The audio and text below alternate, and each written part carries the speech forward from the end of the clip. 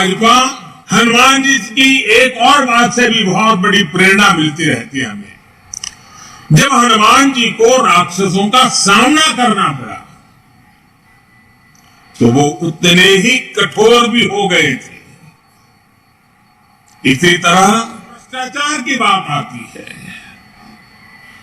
परिवारवाद की बात आती है, कानून व्यवस्था की बात आती है, तो भाजपा उतनी ही संकल्पबद्ध हो जाती है मां भारती को इन बुराइयों से मुक्ति दिलाने के लिए। कठोर होना पड़े तो कठोर भी हो। और हमारे लिए तो बहुत बड़ी प्रेरणा क्या है, आज की मॉडर्न परिभाषा में जिन बातों को बार बार जिक्र किया जाता है, और वो है कैन डू एटीट्यूड। अगर हनुमान जी का पूरा जीवन देखें, डगर डगर पर पल पल हनुमान जी की एटीट्यूड, कैन डू संकल्प शक्ति उनको हर प्रकार की सफलता लाने में बहुत बड़ी भूमिका अदा करती है। कहा भी गया है, कवन सो काज कठिन जग माही, कवन सो काज कठिन जग माही, जो नहीं होई तात तुम्हें पाही, तुम्हें पाही। यानी ऐसा कोई भी जो पवन पुत्र हनुमान कर नहीं सकते। इसलिए जब लक्ष्मण जी पर संकट आया तो हनुमान जी संजीवनी बूटी के लिए पूरा पर्वत ही उठा करके ले आए। भाजपा इसी प्रेरणा से परिणाम लाने में, लोगों की समस्याओं का समाधान करने का प्रयास करते रहना है, करते रहेंगे।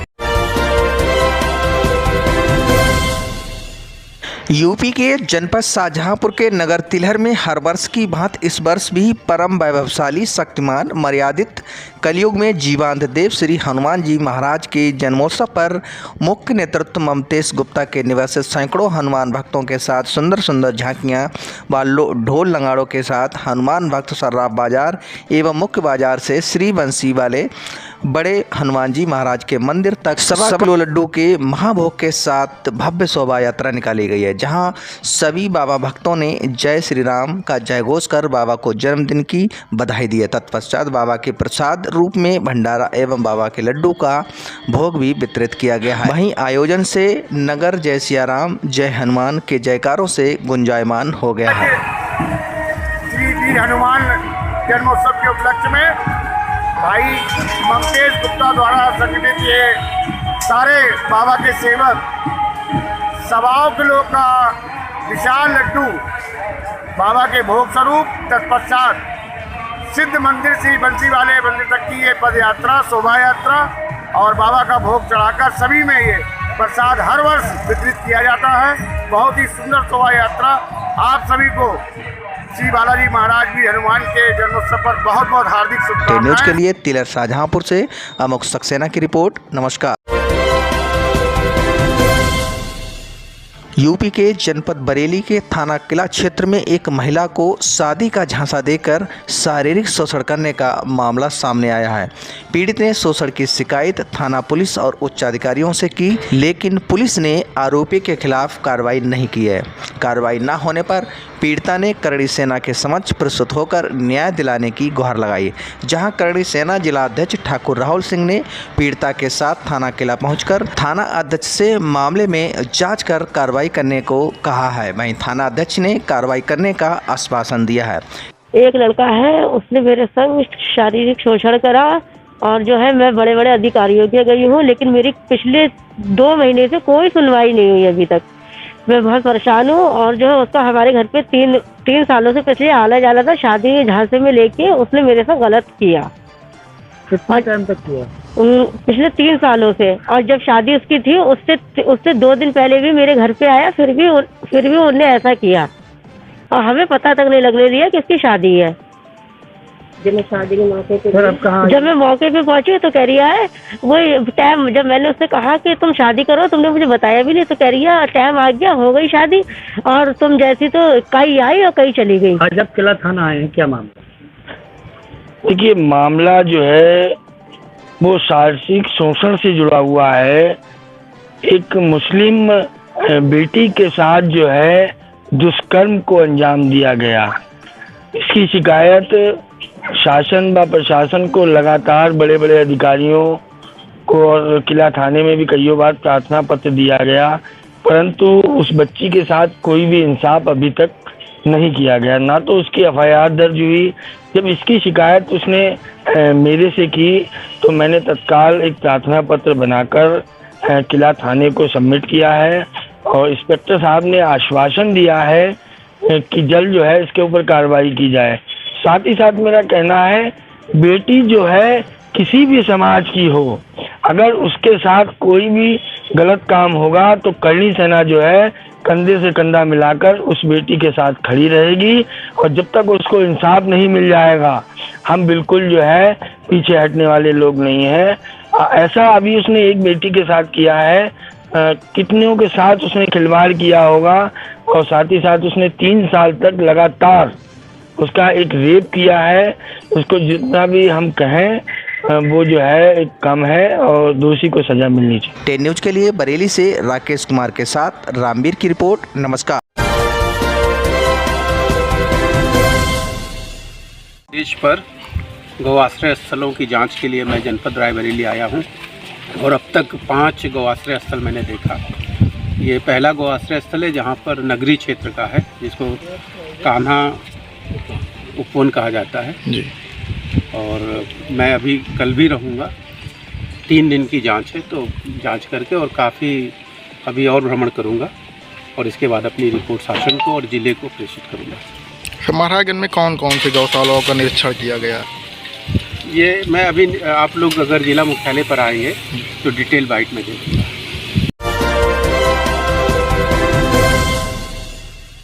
यूपी के जनपद कन्नौज में जिलाधिकारी सुब्रहंत कुमार शुक्ल की उपस्थिति में तहसील सदर के अंतर्गत ग्राम पंचायत जसौली, तहसील सदर कन्नौज में कृषक रामश्री पत्नी गेंदरलाल के गाटा संख्या 663 के क्षेत्र पर लगभग 0.3240 हेक्टेयर भूमि में क्रॉप कटिंग का कार्य किया गया। इस दौरान जिलाधिकारी ने खेत का नक्शा, खसरा रजिस्टर आदि भूमि अभिलेखों की जांच करते हुए किसानों द्वारा बोए गए गेहूं के बीज के बारे में जानकारी ली। उन्होंने स्वयं भी गेहूं की फसल की कटाई की। कहा कि क्रॉप कटिंग प्रयोगों के आधार पर ही जिले में फसलों की औसत उपज और उत्पादन के आंकड़े तैयार किए जाते हैं, जिससे जिले में हो रहे उत्पादन की सटीक जानकारी हासिल की जाती है। अंतिम आंकड़े परीक्षण के उपरांत राज्य स्तर पर कृषि निदेशालय जारी करता है। उन्होंने कहा कि क्रॉप कटिंग के प्रयोगों से प्राप्त उत्पादन के आंकड़ों के आधार पर क्षतिपूर्ति और फसल बीमा की राशि निर्धारित की जाती है। इस दौरान तहसीलदार सदर, अपर सांख्यिकी अधिकारी, राजस्व निरीक्षक सहित लेखपाल व कृषक उपस्थित रहे हैं। हमारा जो ये रबी का फसल है जनपद कन्नौज में ये तैयार हो गया है, तो गेहूं का क्रॉप कटिंग का आज ये प्रयोग था। और इसमें जो क्रॉप कटिंग में इसका उद्देश्य ये होता है, जो इसका प्रयोग होता है, इसमें प्रोडक्शन और प्रोडक्टिविटी इसका एक अनुमान लगाया जाता है। हमारे जनपद में जितना भी 1000 हेक्टेयर गेहूं का क्षेत्र होगा, उससे एक अनुमान लगेगा कि हमारे जनपद में गेहूं का कुल कितना उत्पादन हुआ और पर हेक्टेयर क्या यील्ड रहा, उत्पादकता क्या रही। इसी तरह से सारे अधिकारियों की ड्यूटी लगती है, तो सबका एक एवरेजिंग करके निकाला जाता है और इसी के आधार पर हमारे जनपद की जो GDP का असेसमेंट होता है, तो उसमें भी इस डेटा का उपयोग होगा। ये बहुत ही महत्वपूर्ण डेटा होता है, जिसके आधार पर जनपद में उत्पादन और उत्पादकता जो भी जीन्स है उसका किया जाता है। अब इसका जो खेतों का चयन है, गांव का चयन है, इसके ये सब रैंडम बेसिस पे होता है और ये राजस्व परिषद में एक इसमें कृषि गणना पूरा एक अनुभाग है, वहाँ से कुछ रैंडम नंबर आते हैं, उसकी कोई एक अलग से पद्धति है। उस पद्धति के आधार पर 3 प्लाट उसमें चयनित होते हैं और उस 3 में से जिसमें जो जीन्स उपलब्ध होता है वहाँ पे जाके एक एक्सपेरिमेंट किया जाता है और वहाँ से फिर इसमें निकाला जाता है कि कितना गेहूं का था, जिससे गेहूं कितना उत्पादन हुआ। और ये अब डेटा जो हमारी फसल बीमा कंपनियां हैं ये इसको आगे चलते यूज़ करेंगे। सर, किस तरीके का उत्पादन की अनुमान लगाया गया इस बार फसल का? अभी तो जो हम लोगों ने जहाँ पे किया उसमें अच्छा था। अभी तो उसका एक थोड़ा सा एक थ्रेसिंग करके निकालने का अभी ये प्रक्रिया चल रहा है। सूखा नहीं था, थोड़ा नम था, लेकिन अच्छा अभी तो प्रोडक्शन ठीक है। न्यूज के लिए कन्नौज से प्रभाष चंद्र की रिपोर्ट। नमस्कार। यूपी के जनपद रायबरेली में तेज रफ्तार लोडर का टायर फटने से अनियंत्रित होकर सड़क के किनारे गड्ढे में पलट गया, जिसमें ड्राइवर व क्लीनर की जान बाल बाल बची है। मामला भदोकर थाना क्षेत्र के अंतर्गत भुए मऊ गांव के पास का है, जहां तेज रफ्तार लोडर का अचानक टायर फट गया, जिससे वो अनियंत्रित होकर सड़क किनारे गड्ढे में जा पलट गया। लोडर पलटते ही वहां आसपास खेतों में काम कर रहे लोगों में हड़कंप मच गया। आनन फानन में स्थानीय लोगों की मदद से लोडर में फंसे ड्राइवर व क्लीनर को बाहर निकाला गया। गनीमत ये रही कि दोनों को मामूली चोटें तक नहीं आई हैं, वरना एक बड़ा हादसा हो सकता था। 10 न्यूज के लिए रायबरेली से वसीम खान की रिपोर्ट। नमस्कार। यूपी के जनपद रायबरेली में विद्युत विभाग की लापरवाही से बड़ा हादसा हो गया है, जहां हाई टेंशन की लाइन की चपेट में आने से 5 मजदूर गंभीर रूप से झुलसकर घायल हुए हैं, जिन्हें इलाज हेतु CSC लालगंज से जिला अस्पताल में भर्ती कराया गया है। मामला सरेनी थाना क्षेत्र के पूरे टीका गांव का है, जहां नलकूप की बोरिंग करते समय बोरिंग का पाइप लटकते हुए बिजली के तारों में छू गया, जहां बिजली के तार में पाइप छूते ही पाइप को पकड़े हुए 5 मजदूर 11,000 की हाई टेंशन लाइन की चपेट में आकर गंभीर रूप से झुलस गए। आनन फानन में स्थानीय लोगों की मदद से घायल कमलेश, ज्ञानचंद्र, रोहित, पंकज व विपिन को CSC लालगंज में भर्ती कराया गया, जहां पर उनकी हालत गंभीर होने के कारण उन्हें जिला अस्पताल रेफर किया गया है। देखिए, अभी हमारे पास 5 व्यक्ति आए हैं, जिसमें 3 व्यक्ति 108 एम्बुलेंस के द्वारा लाए गए। तो इनका नाम क्रमशः कमलेश, ज्ञानचंद, रोहित, पंकज और विपिन है। ये पूरे टीका मठ और तिवारी पुरवा के निवासी हैं।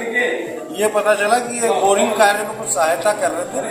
उस दौरान बोरिंग का पाइप संभवतः 11,000 ST लाइन से टच हो गया और इससे इनको जो है विद्युत करंट यानी इलेक्ट्रोक्यूशन हो गया है।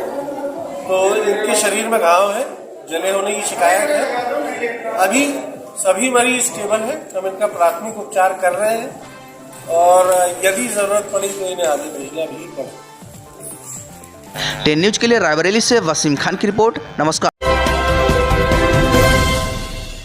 यूपी के जनपद रायबरेली में प्रदेश के मुखिया योगी आदित्यनाथ के निर्देशानुसार राष्ट्रीय राजमार्ग पर कहीं भी किसी प्रकार का अवैध अतिक्रमण यदि है तो उसे सख्त के साथ ध्वस्त कर हो रहे अतिक्रमण से मुक्ति दिलाई जाए, जिससे आने वाले जाने वाले लोगों को या वाहनों को कोई असुविधा न हो और भविष्य में कोई अवैध अतिक्रमण न कर सके। इसी क्रम में शासन की मंशा को मूर्त रूप देते हुए जिलाधिकारी माला श्रीवास्तव के निर्देश पर अवैध अतिक्रमणकारियों पर बाबा का बुलडोजर ने SDM न्यायिक राजेंद्र शुक्ला व CO सिटी वंदना सिंह के नेतृत्व में शहर के त्रिपुला चौराहे से लेकर मामा चौराहे तक अतिक्रमण हटाया है, जबकि अवैध निर्माण व अतिक्रमण 1 अप्रैल से 15 अप्रैल तक अतिक्रमण हटाओ अभियान के तहत चलाया जाएगा। वहीं जिला प्रशासन की इस कार्रवाई से अतिक्रमणकारियों में हड़कंप मचा हुआ है। 10 न्यूज के लिए रायबरेली से वसीम खान की रिपोर्ट। नमस्कार। यूपी के जनपद रायबरेली में समाजवादी पार्टी के फायर ब्रांड नेता स्वामी प्रसाद मौर्य के बिगड़े बोल अपनी आदत के मुताबिक अपने चिर परिचित अंदाज में एक बार फिर श्री राम के बारे में लगाए आपत्तिजनक नारे, जिसको लेकर सनातनी हिंदुओं में आक्रोश भरा हुआ है। आपको बताते चले कि इन दोनों नेताओं को श्री राम को राजनीति का अखाड़ा बनाने का नशा जैसे छाया हो। 3 अप्रैल को रायबरेली के 1 दिवसीय दौरे पर सपा के राष्ट्रीय अध्यक्ष अखिलेश यादव द्वारा 3 शाह गौरा रायबरेली में काशीराम महाविद्यालय में काशीराम की मूर्ति का किया था अनावरण। वहीं सपा नेता स्वामी प्रसाद मौर्य ने जनसभा को संबोधित करते हुए एक बार फिर काशीराम और मुलायम सिंह के साथ आने को लेकर पुराने नारे को फिर से दोहराया, जिसके बाद से लगातार विवादों में घिरते नजर आ रहे हैं। रामचरितमानस के बाद फिर एक बार उन्होंने एक और नारा दिया है, जिसमें स्वामी प्रसाद ने कहा कि मिले मुलायम काशीराम हवा में उड़ गए, जय श्री राम। जहां इस नारे से आम जनमानस के साथ साथ हिंदू युवा वाहिनी के कार्यकर्ताओं में भारी आक्रोश व्याप्त है, तो वहीं जिला हिंदू युवा वाहिनी अध्यक्ष व जिला महामंत्री ने थाना सलोन व नगर कोतवाली रायबरेली में सपा नेता स्वामी प्रसाद मौर्य के खिलाफ तहरीर देकर मुकदमा दर्ज कराया है। मुलायम कांशीराम हवा में उड़ गए। अभी मेरी आवाज भारी है आप पर। ये फिर से बोलिए, जब मैं मुझसे ज्यादा आपकी भारी आवाज होगी तब मैं बंद करूंगा। मिले मुलायम कांशी राम, मिले मुलायम कांशी राम, ये नारा गूंजा था। और उस गठबंधन के बाद क्या हुआ था? भाजपा का सफाया हुआ था। आज वही परिस्थितियां फिर पैदा हो गई। आज मंच पर जो भी बैठे हुए हैं, ये कभी बहुजन समाज पार्टी में प्रदेश अध्यक्ष होते थे, राष्ट्रीय महासचिव होते थे, वो सारे। क्या नाम है आपका? माधव त्रिपाठी, वर्तमान महामंत्री हिंदू युवा। क्या मामला है? स्वामी प्रसाद मौर्य ने कल अपने भाषण में कहा है कि मिले मुलायम काशी राम, हवा में उड़ गए जय श्री राम। वो ऐसे नारा लगा करके हमारे सनातन धर्म का अपमान कर रहे हैं। ये कतई बर्दाश्त से बाहर है। इसको लेकर के हमने शहर कोतवाली में आज इनके खिलाफ मुकदमा पंजीकृत करवाया है और आवश्यकता पड़ने पर इनका विरोध प्रदर्शन किया जाएगा, इनके खिलाफ धरना दिया जाएगा। क्या मांग है आपकी? हमारी मांग ये है कि इनके खिलाफ कड़ी कार्रवाई की जाए, इनको जेल भेजा जाए। देखिए, हिंदू युवानी के नेता हैं माधव त्रिपाठी, जो उसके कार्यकर्ता हैं, उन्होंने कोतवाली नगर में एक तहरीर दिया कि कल की जनसभा में स्वामी प्रसाद मौर्य जी ने एक विवादास्पद टिप्पणी की है, एक वर्ग विशेष को, एक धर्म विशेष को। इस तहरीर पर सुसंगत धाराओं में अभियोग पंजीकृत करके समस्त तथ्यों की छानबीन की जा रही है। अब विवेचनात्मक कार्रवाई के दौरान साक्ष्य संकलित किए जा रहे हैं। साक्ष्य सबूत के आधार पर अग्रिम कार्रवाई की जाएगी। 10 न्यूज़ के लिए रायबरेली से वसीम खान की रिपोर्ट। नमस्कार। मुलायम कांशी राम, हवा में उड़ गए। अभी मेरी आवाज भारी है आप पर, ये फिर से बोलिए, जब मैं मुझसे ज्यादा आपकी भारी आवाज होगी तब मैं बंद करूंगा। मिले मुलायम कांशी राम, मिले मुलायम कांशी राम, ये नारा गूंजा था। और उस गठबंधन के बाद क्या हुआ था? भाजपा का सफाया हुआ था। आज वही परिस्थितियां फिर पैदा हो गई। आज मंच पर जो भी बैठे हुए हैं, ये कभी बहुजन समाज पार्टी में प्रदेश अध्यक्ष होते थे, राष्ट्रीय महासचिव होते थे, वो देश पर गौआश्रय स्थलों की जांच के लिए मैं जनपद रायबरेली आया हूं और अब तक 5 गौआश्रय स्थल मैंने देखा। ये पहला गौआश्रय स्थल है जहां पर नगरी क्षेत्र का है, जिसको कान्हा उपवन कहा जाता है जी। और मैं अभी कल भी रहूँगा। 3 दिन की जांच है, तो जांच करके और काफ़ी अभी और भ्रमण करूँगा और इसके बाद अपनी रिपोर्ट शासन को और ज़िले को प्रेषित करूँगा। महाराजगंज में कौन कौन से गौशालाओं का निरीक्षण किया गया? ये मैं अभी, आप लोग अगर जिला मुख्यालय पर आएंगे तो डिटेल बाइट में दे दूँगा। ये फिर से बोलिए, जब मैं मुझसे ज्यादा आपकी भारी आवाज होगी तब मैं बंद करूंगा। मिले मुलायम कांशी राम, मिले मुलायम कांशी राम।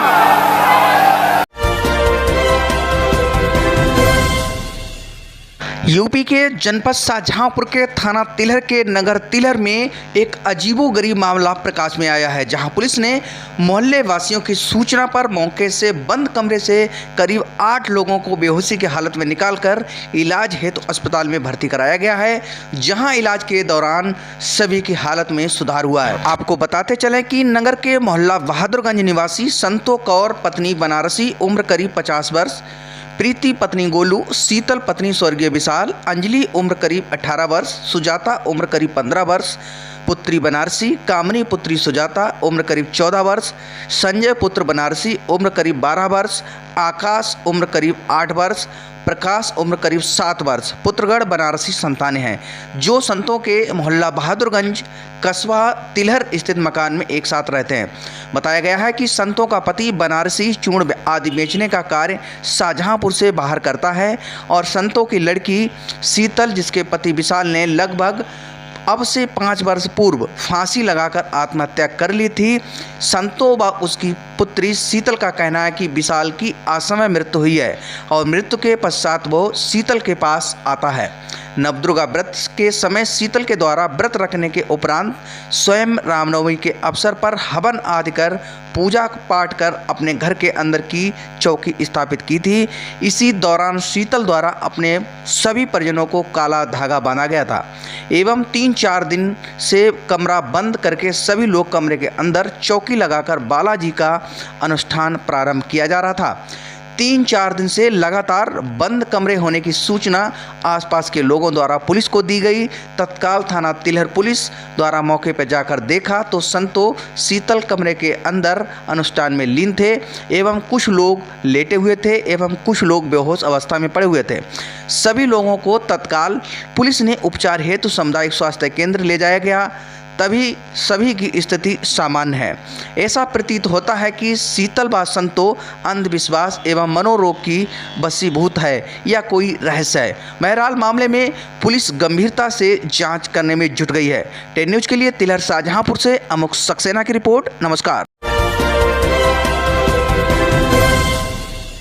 उत्तर प्रदेश सरकार कानून व्यवस्था का दावा लगातार कर रही है, लेकिन आए दिन दबंगों द्वारा मजलूमों पर कहीं न कहीं अत्याचार इसकी पोल खोल रहे हैं।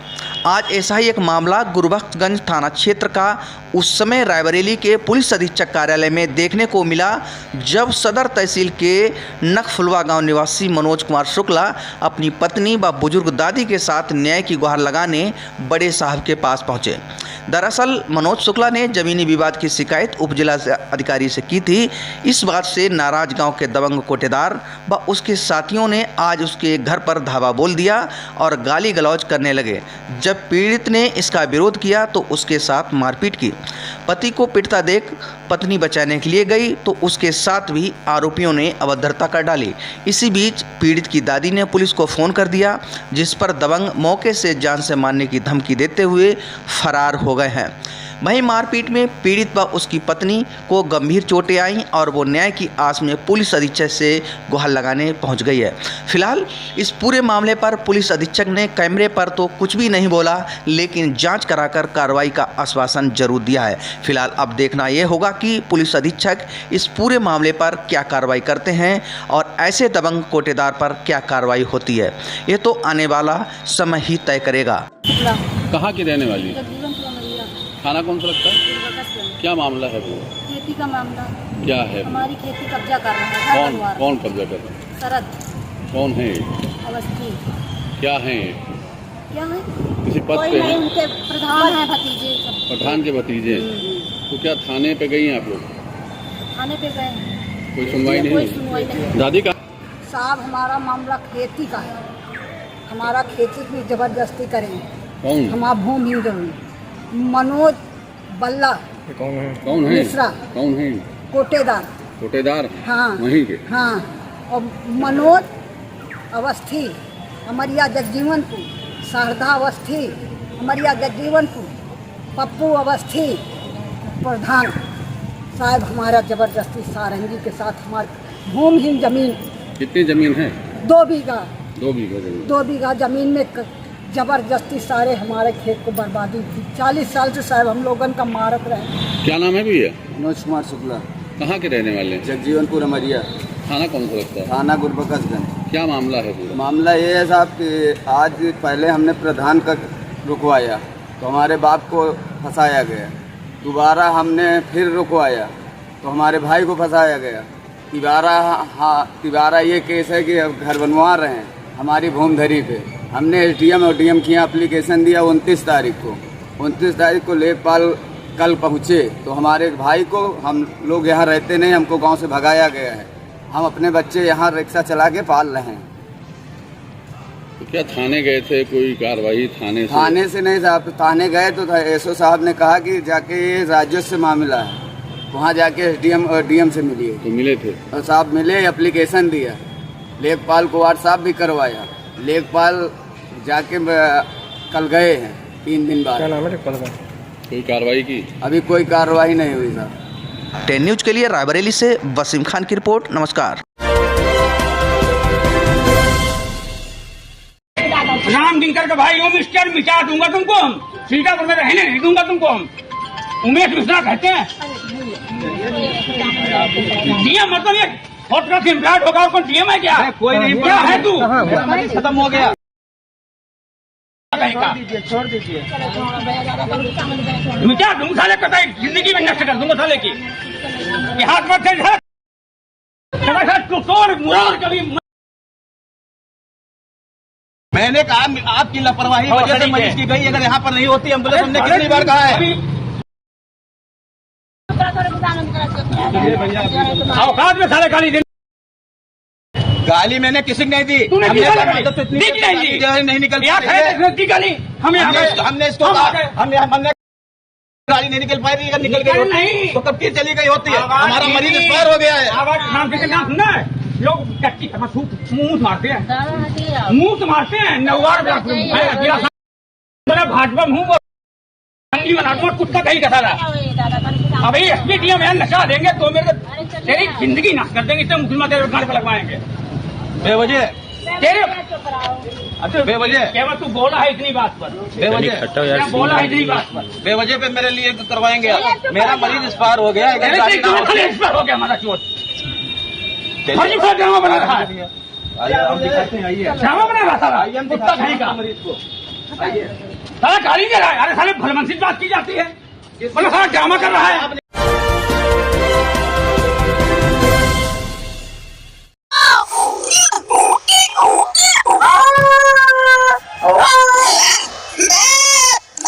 क्या बात है, देखिए यहाँ पे डांस तेरे बिना। इस लड़के को आप देख रहे हैं, लड़का साधारण लड़का नहीं है। अभी मैं गांधी मैदान में हूँ और गांधी मैदान में लड़का अपने आवाज से सब कौओं को लड़ा रहा था, यानी कौवे की आवाज निकालकर पूरे कौओं को इकट्ठा कर रहा था।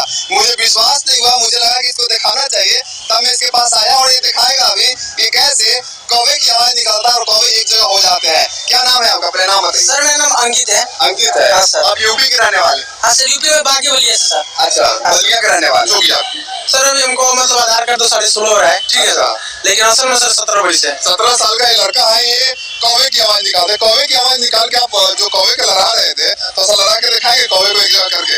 सर मैं बता दूं, आप देख सकते हैं एक भी कौवा आपको नजर नहीं आ रहा। हाँ देख लीजिए, अभी फिलहाल कोई कौवा नहीं, एकदम शांत है और ये कौवे को एक जगह करेंगे। हाँ सर। वाह क्या बात है। सर आ देखिए एक आया कौवा, दो आया, दो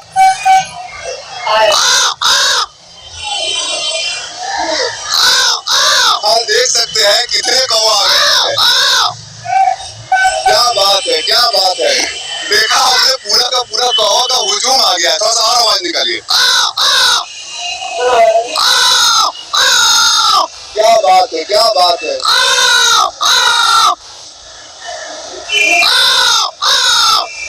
क्या बात है, देख सकते कितने कौवा आ गया। कौवा का हुजूम लगा दिया इन्होंने अपनी आवाज से।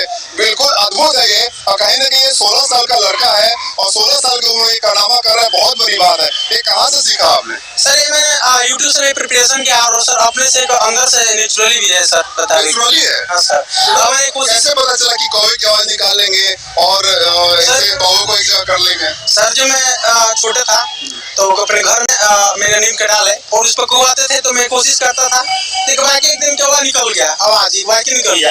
मैं सोचा जी कैसे निकला, उसके साथ मैं प्रैक्टिस भी किया और करते करते सर बता दी कि अच्छा है, मतलब कौवा का आवाज निकालने लगा। क्या बात है, क्या बात है। और भी देखिए बहुत सारे लिस्ट किए हुए हैं, और भी जानवर का आवाज निकल। क्या बात है। सर मैं बता दूं कि काला कौवा होता है, उसका आवाज। हाँ सर। क्या बात। उसके सर इसके बाद आ गया। अरे वाह क्या बात है। और सर इसका सर मैं आवाज निकाल लेता है, ठीक है। अच्छा स्कूटर का आवाज निकाल लेंगे, निकालिए जरा। क्या बात है, क्या बात है। ये तो उसी का आवाज लग रहा है जो बच्चे जो है आजकल कीमा साइलेंसर फरमा ले रहे हैं। कोई नहीं कर सर, ठीक है। और सर मैं निकालूंगा बकरी का आवाज, तो बकरी का आवाज सर कैसा होता है?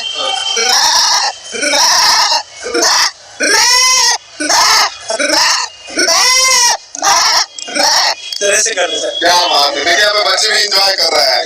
और क्या आवाज निकाल सर? उसके बाद मैं मुर्गा के निकालूंगा। अच्छा। मुर्गा जो रोड के साइड में होते हैं उनका आवाज।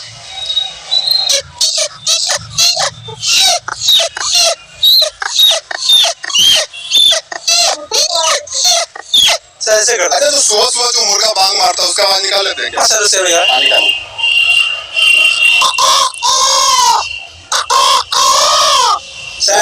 क्या बात है। देखिए इनके पास तो बहुत सारा लिस्ट है, पूरा लिस्ट को दिखाना थोड़ा सा मुश्किल है, बट फिर भी देख सकते हैं बहुत ज्यादा लिखे हुए यहाँ पे। गधा का आवाज निकाल देते हैं आप।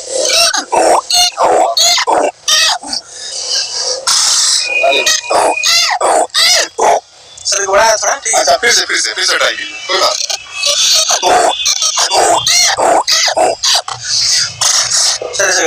देखिए यहाँ पे बंदर का भी आवाज निकाल लेते हैं। बच्चा सब बंदर का आवाज सुनेगा? देखिए भैया निकालेंगे, निकालिए जरा। जो छोटे बंदर है उनका आवाज, जो मेट होता है ना,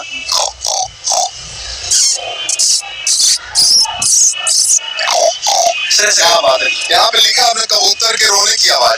कबूतर की रोने की आवाज मैंने नहीं सुनाया था, सुनाएंगे हमारे दर्शकों को।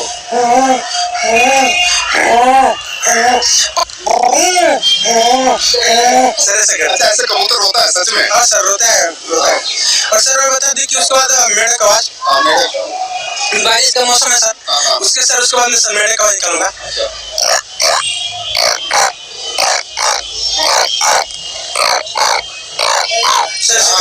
क्या बात है। ये तो आप मिमिक्री कर रहे हैं, बहुत अच्छा। सुअर की आवाज निकाल लेते हैं, निकालिए जरा।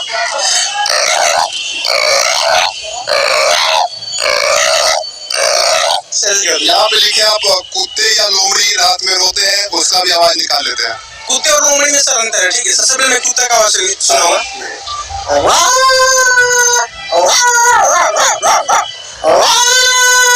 ऐसे करते हैं। और सर लोमड़ी थोड़ा लंबा निकालती है।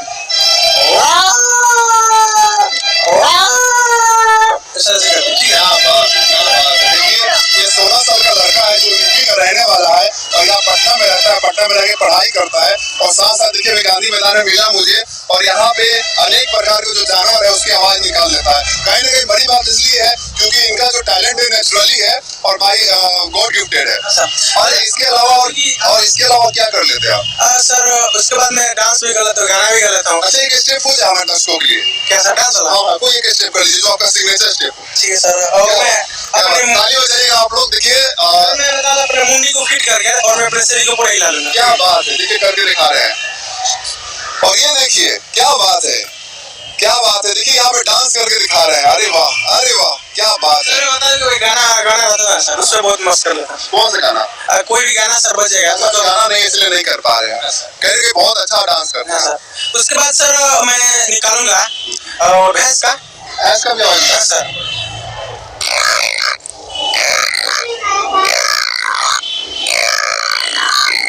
क्या बात है। और जो भैंस जो चिल्लाता है, हवाई जहाज आपके सामने जा रहा है ऊपर। और सबने कभी देखा होगा मोटर की पंखी। अच्छा। उसका मैं आवाज सीखा हूँ। क्या बात है। अभी सीखा हूँ, प्रैक्टिस कर रहा हूँ। देखिए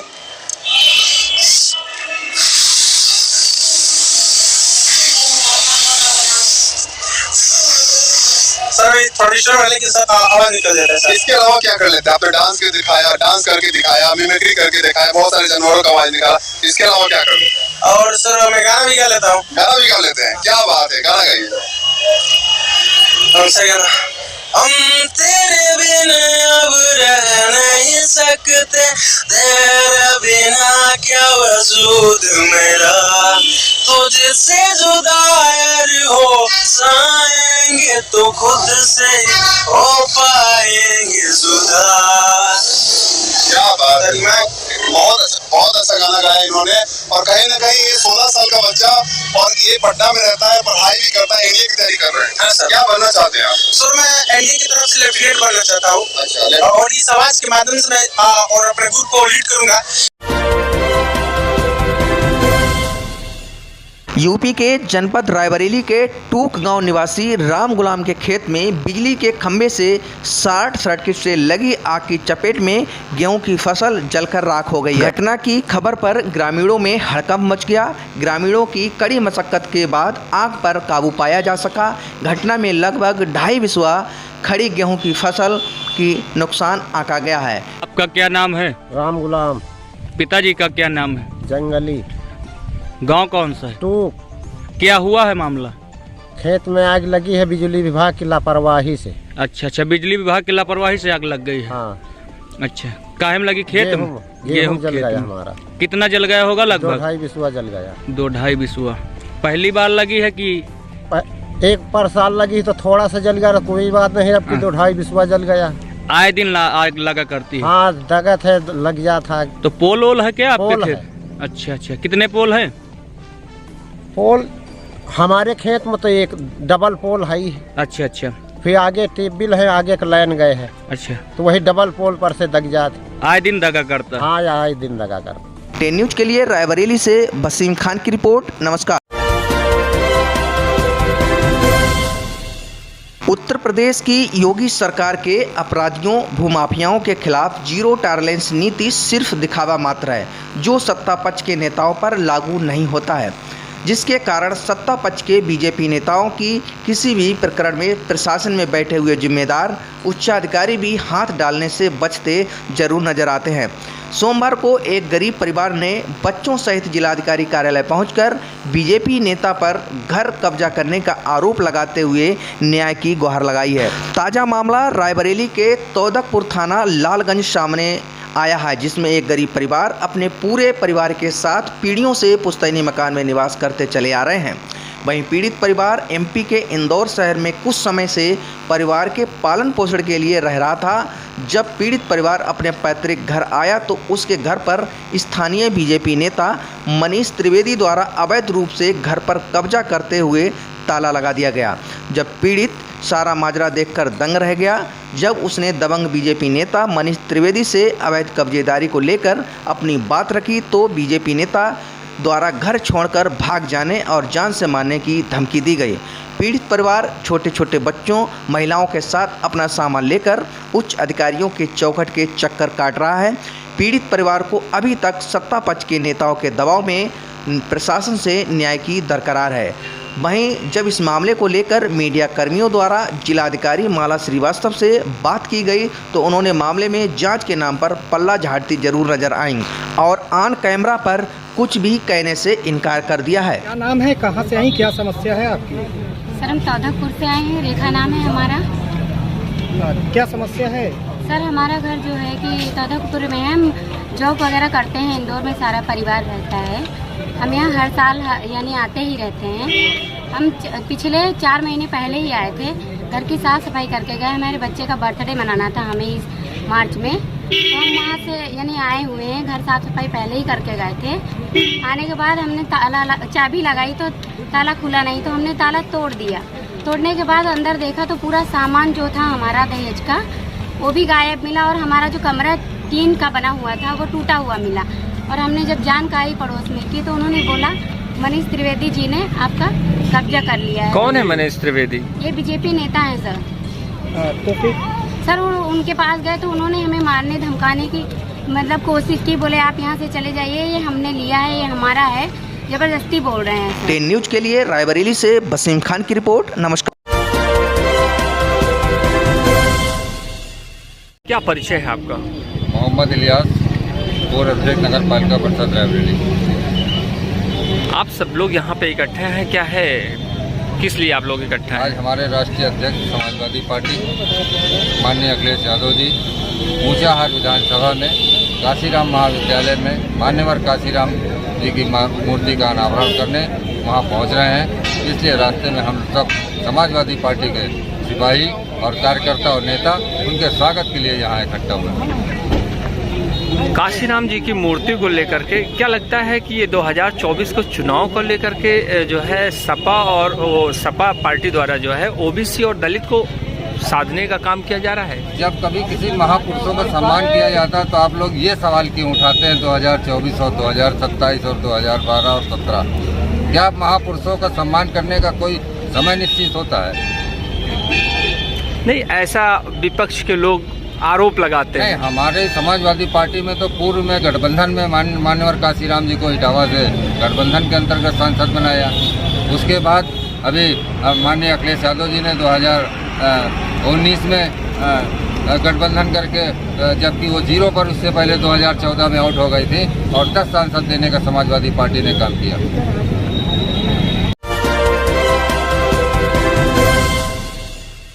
उत्तर प्रदेश शासन की मंशा के अनुरूप सरकारी विद्यालयों में पढ़ रहे कक्षा 5 से 8 तक के छात्र छात्राओं के उनके समग्र विकास, जीवन जीने के तरीके और ऐतिहासिक धरोहरों से रूबरू कराकर उनके जीवन को एक नई दिशा देने के लिए शिक्षा विभाग द्वारा आज शहीद स्मारक का भ्रमण कराया गया। साथ ही साथ स्वतंत्रता संग्राम सेनानियों के जीवन, भारतीय इतिहास के बारे में उन्हें अवगत कराया गया, ताकि यही बच्चे आगे भविष्य में जाकर देश की अखंडता को बनाए रखने के लिए एक जिम्मेदार नागरिक, साथ ही साथ इन्हीं के द्वारा आने वाले भविष्य की जिम्मेदारी और क्रांति की मिसाल बने, जिससे देश का सुनहरा भविष्य इन्हीं छात्र छात्राओं के बीच छुपा हुआ है। जिलाधिकारी माला श्रीवास्तव द्वारा बच्चों से मिलकर उन्हें चॉकलेट और मैंगो ट्रॉफी देकर सम्मानित किया गया है और बच्चों द्वारा चॉकलेट और फ्रूटी रूपी सम्मान को पाकर खुशी जाहिर की है। जीवन में आगे बढ़ने के लिए जिलाधिकारी द्वारा बच्चों को आशीर्वाद भी दिया गया है। होगा इस उम्र से तो वो आगे चलकर देश के अच्छे नागरिक बनेंगे और उनके माध्यम से समाज के सभी वर्गों को एक महत्वपूर्ण संदेश जाता है, क्योंकि बच्चे अपने परिवार और आस पड़ोस के लिए बहुत महत्वपूर्ण संदेश वाहक का भी काम करते हैं और क्रांति लाने की जो चिंगारी होती है वो यहीं से शुरू हो सकती है। तो एक तरह से बेहतर समाज के निर्माण और बेहतर जीवन शैली को बढ़ावा देने के उद्देश्य से आज ये कार्यक्रम हुआ। फिर इन बच्चों से मेरी भी मिलने की इच्छा थी, तो हम लोगों ने उनसे इंटरेक्ट किया, उनसे पूछा कि उन्होंने क्या सीखा, आगे वो कैसे अपनी इन अनुभवों को और बेहतर ढंग से समझ सकते हैं और स्रोतों से जानकारी हासिल करने का पूरा प्रयास करें और अपने सपनों को साकार करें। और हम इस पूरे सफर में उनके साथ हर समय खड़े मिलेंगे, ये उनसे बताया न्यूज के लिए रायबरेली से वसीम खान की रिपोर्ट। नमस्कार। यूपी के जनपद शाहजहांपुर के विकासखंड खुदागंज में प्रधानमंत्री आवास योजना के तहत आवास चयन प्रणाली भ्रष्टाचार के भेंट चढ़ गई है। ब्लॉक में बड़े पैमाने पर मोटी रिश्वत लेकर गरीबों को वंचित कर अमीरों को आवास देने का मामला प्रकाश में आया है, जहां एक ग्राम पंचायत अधिकारी को अपात्रों के आवास चयन करना जी का जंजाल बना हुआ है। ग्रामीणों की शिकायत पर जांच के बाद डीएम ने ग्राम पंचायत अधिकारी महेश कांत पांडे को निलंबित करने के निर्देश दिए हैं और खंड विकास अधिकारी अजय कुमार शर्मा को पीडी अवधेश राम के माध्यम से नोटिस जारी कर ग्राम पंचायत अधिकारी के विरुद्ध विभागीय कार्रवाई करने के भी आदेश दिए हैं। आपको बताते चलें कि विकासखंड खुदागंज की ग्राम पंचायत पलिया दरोबस्त में गरीबों को वंचित कर ग्राम पंचायत अधिकारी महेश कांत पांडे ने 56 आवास अपात्रों के नाम चयन कर दिए, जो आवास अब ग्राम पंचायत अधिकारी के लिए मुसीबत का सबब बने हुए हैं। डीएम उमेश प्रताप ने उसे निलंबित करने के निर्देश दिए हैं। आपको बताते चलें कि ग्राम पंचायत पलिया दरोबस्त में कई लाभार्थी आवास हेतु अपात्र होने के बावजूद भी उन्हें प्रधानमंत्री आवास योजना से लाभान्वित किया गया है, जिसकी ग्रामीणों ने शिकायत डीएम और परियोजना निदेशक से की गई थी।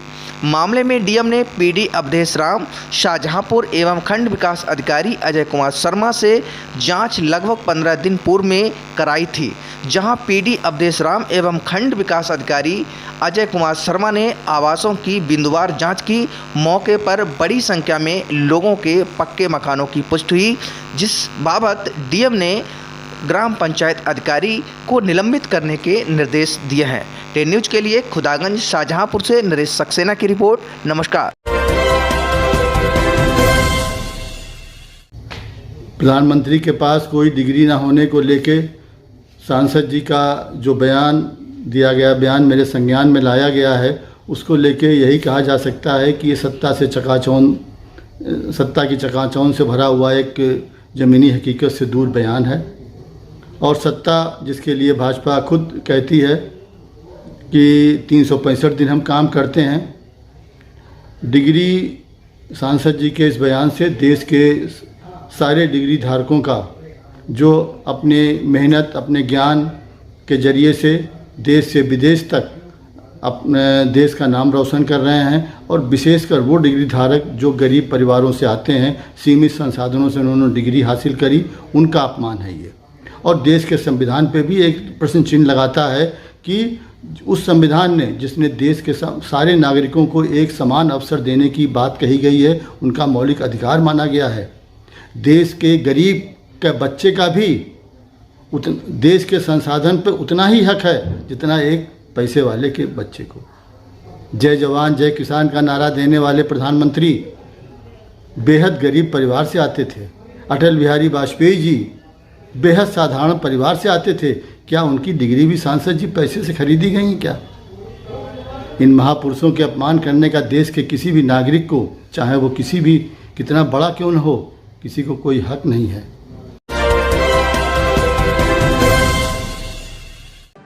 एक समूह है लद्दाख में, उन्होंने क्या किया, उन्होंने देखा कि गधे बहुत कम हो रहे हैं। आखिर कितने दिन हो गए आप लोगों को गधे देखे हुए? कम हो गए हैं, चले गए, धोबी का काम भी खत्म हो गया गधों से, कहाँ जाए। लेकिन उन्होंने क्या किया, उन्होंने गधों से लेकर के उनसे दूध निकालना शुरू किया और गधे के दूध से उन्होंने साबुन बनाया। और गधे का दूध का साबुन माना जाता है कि औरत के शरीर को हमेशा सुंदर रखता है। एक बहुत मशहूर विदेशी रानी होती थी जिसका नाम था क्लियोपैट्रा, और वो गधे के दूध में क्या होती थी, नहाती थी। तो वो गधे के दूध के साबुन दिल्ली में बिक रहे हैं 500 रुपए का एक साबुन। क्यों नहीं हम लोग बकरे के दूध का साबुन बनाए, गधे का दूध का साबुन बनाए? ऐसी कुछ बात चुने जो आराम से आसानी से हो सकता है। मैं आपको एक वादा करती हूँ, आप कुछ ऐसी चीज बनाओ और मैं आपको सुनता।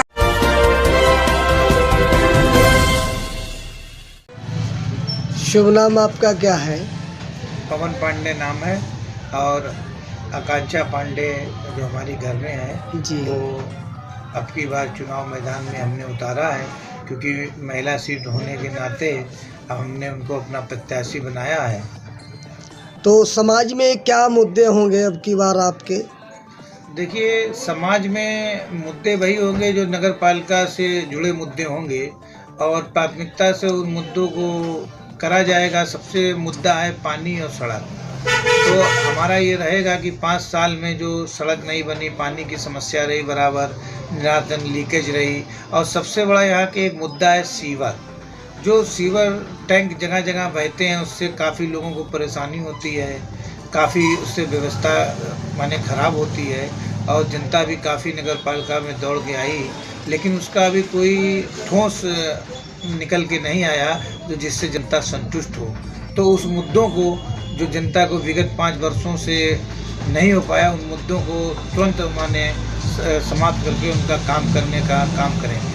जैसा कि अब की बार जनता चाहती है कि हम गरीब तबके के लोग हैं, क्या शिक्षा में आपकी प्रोन्नति होगी?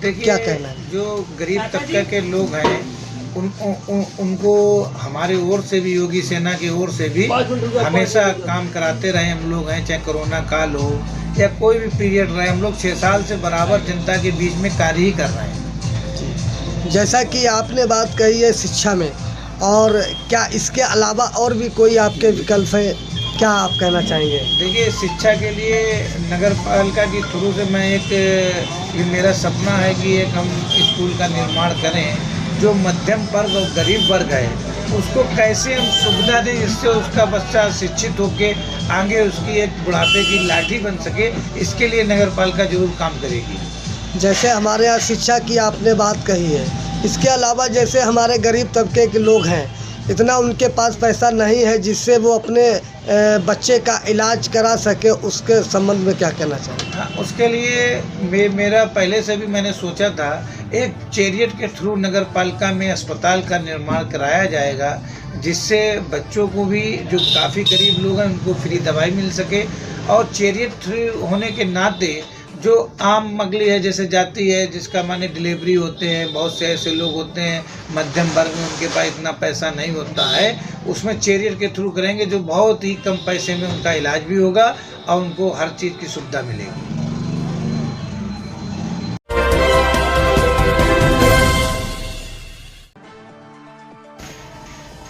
थाना जलालाबाद पुलिस द्वारा मालों के निस्तारण के संबंध में प्रचलित अभियान के अंतर्गत आबकारी अधिनियम के 1986 अभियोगों में बरामद 14,663 लीटर शराब का विनिष्टीकरण कराया गया है।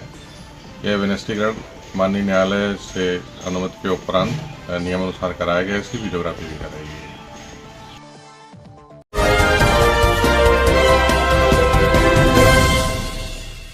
कोई यकीन कर सकता है कि मुख्यमंत्री जी कह रहे हो कि केवल 100 में 4 बेरोजगार हैं।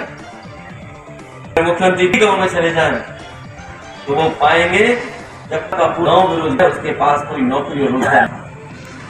अभी जब सरकार छठी मनाई तो सरकार ने कहा कि हमने प्रति व्यक्ति आय दोगुनी कर दी। हमें कोई बड़े किस व्यक्ति आय दोगुनी हुई है। यहाँ अगर किसान बैठे होंगे तो बताओ किसान भाइयों आपकी कितनी आय हो गई? क्या पैदावार की कीमत मिल गई आपको?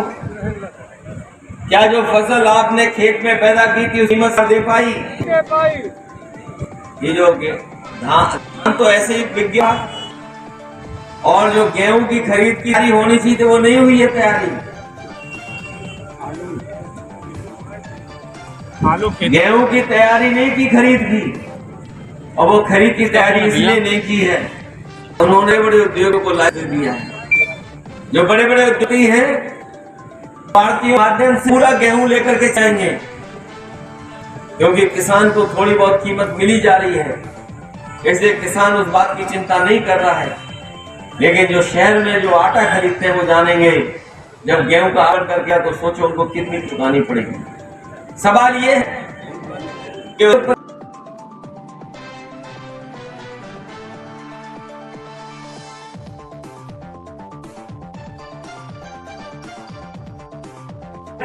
कानून बनाकर के भी मदद करनी पड़ी होगी तो बीजेपी के लोगों ने उनकी मदद की। और जिस समय सब कारोबार उद्योग तो आपको याद है दुनिया में भाई उद्योग आगे बढ़ता जा रहा था, नंबर तक पहुंचा।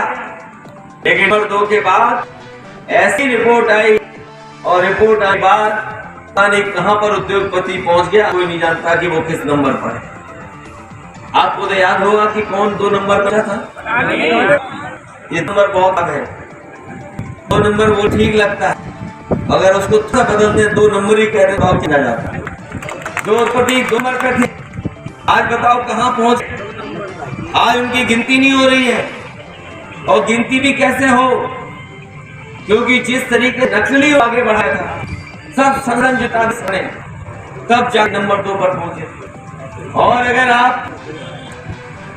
अभी के जो 6 साल सरकार आए देखा होगा कि जी ने कहा कि हमने पूरी बेरोजगारी खत्म की है, अब बेरोजगारी केवल 4% है। ये बेरोजगारी दर बता रहे हैं कि 4 कुछ है। वो इस बता रहे हैं कि हमारा गरीब सुन रहा है कि आखिरकार ये क्या है बेरोजगारी दर।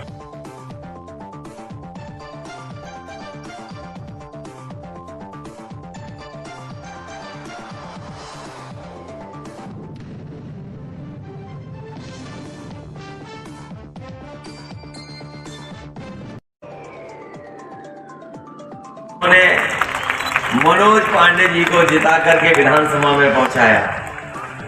जिस समय चुनाव हो रहा था मुझे याद क्रांति रथ से भी यहाँ पर आया था, और क्रांति रथ से जब आया तो ऐसा महसूस हुआ कि इस सबसे ऐतिहासिक वोटों से पांडे जी यहाँ से जीत जाएंगे। लेकिन भी पार्टी को साजिश और षड्यंत्र और जिस तरीके का चुनाव किया उन्होंने जो घेरने का काम किया। लेकिन मैं बधाई देना चाहता हूं आप सबको कि तमाम की कोशिश करने के बाद भी आप सब मिलकर समाजवादी पार्टी को वोटों से जग करती है। जहां सरकार बननी समाजवादियों की कुछ वोटों हम लोग रहे, लेकिन खुशी है कि रायबरेली ने समाजवादी पार्टी ऐतिहासिक सीटने का काम किया है।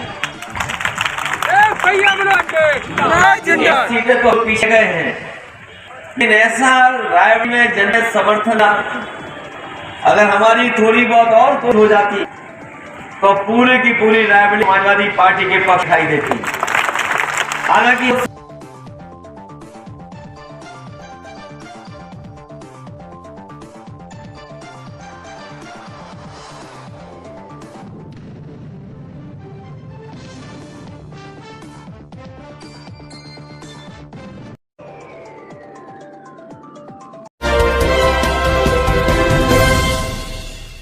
आज मिल एरिया पुलिस और एसओजी के ज्वाइंट ऑपरेशन में और क्षेत्राधिकारी नगर के कुशल पर्यवेक्षण में सीतापुर के एक बड़े चोरों के गैंग का पर्दाफाश किया गया है, जिनके द्वारा विगत दिनों में कोतवाली क्षेत्र और मिल एरिया क्षेत्र में कई घरों में चोरियाँ की गई। ये जो पकड़ा गया गैंग है, पूरा गैंग सीतापुर का है और इसके 7 मेंबरान पकड़े गए हैं, जिसमें वो भी पकड़ा गया है जो घरों की रेकी करता था, और वो सुनार भी गिरफ्तार हुआ है जिसके पास ये लोग चोरी के जेवरात वगैरह बेच करके उसे पैसा लेते हैं। पकड़े गए अभियुक्तों के पास से जिस गाड़ी में वो ट्रैवल करते थे बोलेरो, वो और उसका चालक भी पकड़े गए हैं। कुल बरामदगी की वैल्यू तकरीबन 20 लाख, जिसमें चोरी किया सामान और कैश मिला करके कैश करीब 70,000 रुपये की बरामदगी है और चोरी के जेवरात हैं, चांदी है। और इन पकड़े गए चोरों का आपराधिक इतिहास भी बहुत लंबा चौड़ा है। जो गैंग का सरगना है करीब, उसके ऊपर तकरीबन 34 मुकदमे हैं और आसपास के कई जनपदों में उसके द्वारा चोरियाँ की गई हैं। उसके ऊपर सीतापुर, खीरी, उन्नाव और जनपद रायबरेली से रिलेटेड चोरियों के मुकदमे उस पर हैं। उसके बाकी साथियों पे भी किसी पे 15, किसी पे 10 इस तरह के मुकदमे हैं। ये बहुत ही शातिर गैंग है और बहुत मेहनत के साथ पकड़ा गया है। इस गैंग के पकड़ने से ही जो क्षेत्र में चोरियाँ हो रही थी उसके निश्चित रूप से अंकुश लगेगा और मेरी तरफ से इस टीम को 25,000 रुपये का पुरस्कार दिया गया है। इस गैंग में और भी बाकी लोग अभी वंचित।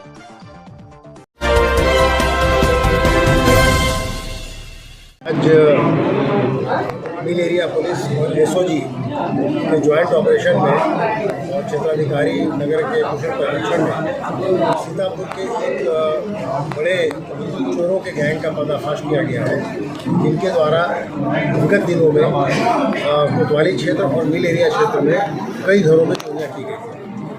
ये जो पकड़ा गया गैंग है, पूरा गैंग सीतापुर का है और इसके 7 मेंबरान पकड़े गए हैं, जिसमें वो भी पकड़ा गया है जो घरों की रेकी करता था, और वो सुनार भी गिरफ्तार हुआ है जिसके पास ये लोग चोरी के जेवरात वगैरह बेच करके उसे पैसा लेते हैं। पकड़े गए अभियुक्तों के पास से जिस गाड़ी में वो ट्रैवल करते थे बोलेरो, वो और उसका चालक भी पकड़े गए हैं। कुल बरामदगी की वैल्यू तकरीबन 20 लाख, जिसमें चोरी किया सामान और कैश मिला करके कैश करीब 70,000 रुपये की बरामदगी है और चोरी के जेवरात हैं, चांदी है। और इन पकड़े गए चोरों का आपराधिक इतिहास भी बहुत लंबा चौड़ा है।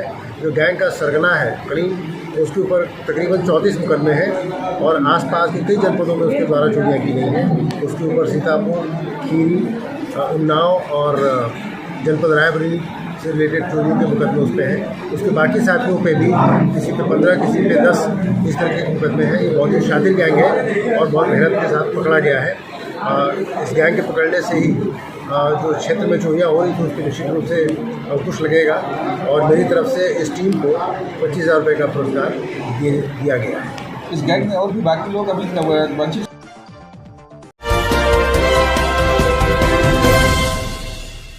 यूपी के जनपद शाहजहांपुर के थाना तिलहर के नगर तिलहर में एक अजीबोगरीब मामला प्रकाश में आया है, जहां पुलिस ने मोहल्ले वासियों की सूचना पर मौके से बंद कमरे से करीब 8 लोगों को बेहोशी की हालत में निकालकर इलाज हेतु अस्पताल में भर्ती कराया गया है, जहां इलाज के दौरान सभी की हालत में सुधार हुआ है। आपको बताते चलें कि नगर के मोहल्ला बहादुरगंज निवासी संतो कौर पत्नी बनारसी उम्र करीब 50 वर्ष, प्रीति पत्नी गोलू, शीतल पत्नी स्वर्गीय विशाल, अंजलि उम्र करीब 18 वर्ष, सुजाता उम्र करीब 15 वर्ष, पुत्री बनारसी, कामनी पुत्री सुजाता उम्र करीब 14 वर्ष, संजय पुत्र बनारसी उम्र करीब 12 वर्ष, आकाश उम्र करीब 8 वर्ष, प्रकाश उम्र करीब 7 वर्ष पुत्रगढ़ बनारसी संतानें हैं, जो संतों के मोहल्ला बहादुरगंज कस्बा तिलहर स्थित मकान में एक साथ रहते हैं।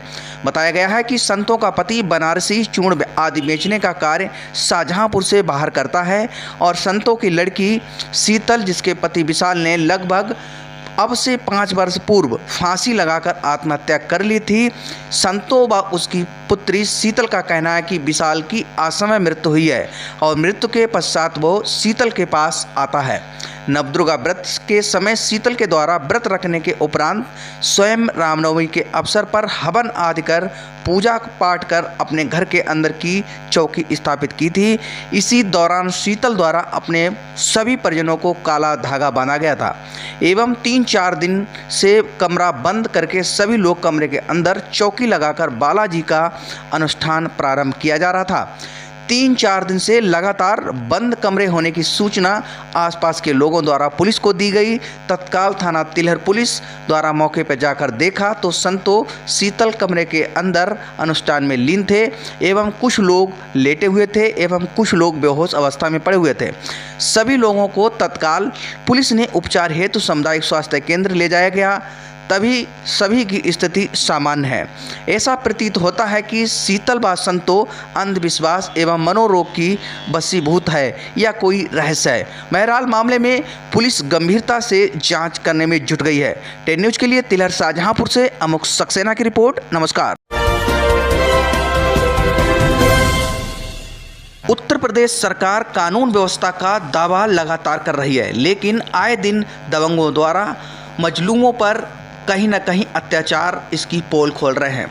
आज ऐसा ही एक मामला गुरबख्शगंज थाना क्षेत्र का उस समय रायबरेली के पुलिस अधीक्षक कार्यालय में देखने को मिला, जब सदर तहसील के नखफुलवा गांव निवासी मनोज कुमार शुक्ला अपनी पत्नी व बुजुर्ग दादी के साथ न्याय की गुहार लगाने बड़े साहब के पास पहुंचे।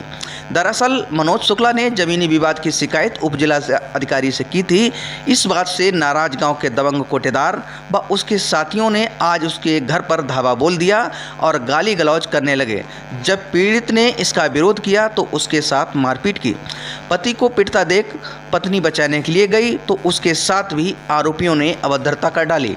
इसी बीच पीड़ित की दादी ने पुलिस को फ़ोन कर दिया, जिस पर दबंग मौके से जान से मारने की धमकी देते हुए फरार हो गए हैं। वहीं मारपीट में पीड़ित व उसकी पत्नी को गंभीर चोटें आईं और वो न्याय की आस में पुलिस अधीक्षक से गुहार लगाने पहुंच गई है। फिलहाल इस पूरे मामले पर पुलिस अधीक्षक ने कैमरे पर तो कुछ भी नहीं बोला, लेकिन जांच कराकर कार्रवाई का आश्वासन जरूर दिया है। फिलहाल अब देखना यह होगा कि पुलिस अधीक्षक इस पूरे मामले पर क्या कार्रवाई करते हैं और ऐसे दबंग कोटेदार पर क्या कार्रवाई होती है, ये तो आने वाला समय ही तय करेगा। कहाँ की रहने वाली? थाना कौन सा लगता है? क्या मामला है वो? खेती का मामला। क्या है? हमारी खेती कब्जा कर रहा है। कौन कब्जा कर रहा है? शरद। कौन है? अवस्थी। क्या है? क्या है? किसी पद पे नहीं, उनके प्रधान है भतीजे। प्रधान के भतीजे। तो क्या थाने पे गई हैं आप लोग? थाने पे गए। कोई सुनवाई नहीं? कोई सुनवाई नहीं। दादी का? साहब हमारा मामला खेती का है। हमारा खेती की जबरदस्ती करेंगे। कौन? हमारा भूमि जमीन। मनोज बल्ला। कौन है? कौन है? मिश्रा। कौन है? कोटेदार। कोटेदार? हाँ वहीं के? हाँ। और मनोज अवस्थी अमरिया जगजीवनपुर। शारदा अवस्थी अमरिया जगजीवनपुर। पप्पू अवस्थी प्रधान। साहब हमारा जबरदस्ती सारंगी के साथ हमारी भूमिहीन जमीन।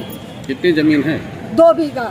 2 बीघा जमीन। 2 बीघा जमीन में जबरदस्ती सारे हमारे खेत को बर्बादी थी। 40 साल से साहब हम लोगन का मारत रहे। क्या नाम है भैया? मनोज कुमार शुक्ला। कहाँ के रहने वाले हैं? जगजीवनपुर अमरिया। थाना कौन सा लगता है? थाना गुरबख्शगंज। क्या मामला है पूरा? मामला ये है साहब कि आज पहले हमने प्रधान का रुकवाया तो हमारे बाप को फंसाया गया। दोबारा हमने फिर रुकवाया तो हमारे भाई को फंसाया गया। तिबारा ये केस है कि अब घर बनवा रहे हैं हमारी भूमधरी पे। हमने एसडीएम और डीएम किया, एप्लीकेशन दिया 29 तारीख को। 29 तारीख को लेखपाल कल पहुँचे तो हमारे भाई को, हम लोग यहाँ रहते नहीं, हमको गांव से भगाया गया है। हम अपने बच्चे यहाँ रिक्शा चला के पाल रहे हैं। तो क्या थाने गए थे? कोई कार्रवाई थाने से? थाने से नहीं साहब, थाने गए तो एसओ साहब ने कहा कि जाके ये राजस्व से मामला है, वहाँ जाके एसडीएम और डीएम से मिलिए। तो मिले थे? और साहब मिले, एप्लीकेशन दिया, लेखपाल को व्हाट्सएप भी करवाया। लेखपाल जाके कल गए हैं 3 दिन बाद। क्या नाम है लेखपाल का? कोई कार्रवाई की? अभी कोई कार्रवाई नहीं हुई साहब। 10 न्यूज के लिए रायबरेली से वसीम खान की रिपोर्ट। नमस्कार। राम दिनकर का भाई हूँ, मिस्टर मिटा दूंगा तुमको हम। सीतापुर में रहने नहीं दूंगा तुमको हम। उमेश मिश्रा कहते हैं। डीएम मतलब ये फोटो सिम्प्लाट होगा और कौन डीएम है क्या? कोई नहीं। क्या है तू? खत्म हो गया। छोड़ दीजिए। मिटा दूंगा साले, कतई जिंदगी में नष्ट कर दूंगा साले की। हाथ मत कभी। मैंने कहा आपकी लापरवाही वजह से मरीज की गई, अगर यहाँ पर नहीं होती एम्बुलेंस, हमने कितनी बार कहा है। औकात में सारे गाली दे। गाली मैंने किसी को नहीं दी। तूने हमने नहीं नहीं निकल गाली हमने इसको हमने गाड़ी नहीं निकल पाई थी। अगर निकल गई नहीं तो कब की चली गई होती है। हमारा मरीज एक्सपायर हो गया है। आवाज नाम से नाम सुनना है। लोग टट्टी मुंह मारते हैं, मुंह मारते हैं। नवार भाजपा मुंह बनाकर कुत्ता कहीं कसा रहा। अभी एसपीडीएम है नशा देंगे तो मेरे तेरी जिंदगी नाश कर देंगे। इतने मुसलमान तेरे गाड़ी पर लगवाएंगे बेवजह। तेरे अच्छा बेवजह केवल तू बोला है इतनी बात पर। बेवजह बोला है इतनी बात पर। बेवजह पे मेरे लिए करवाएंगे। मेरा मरीज एक्सपायर हो गया है। एक्सपायर हो गया हमारा चोट। फर्जी का ड्रामा बना रहा है। ड्रामा बना रहा था कुत्ता कहीं का मरीज को। सारा गाली दे रहा है। अरे साले भलमनसी बात की जाती है। मतलब सारा ड्रामा कर रहा है।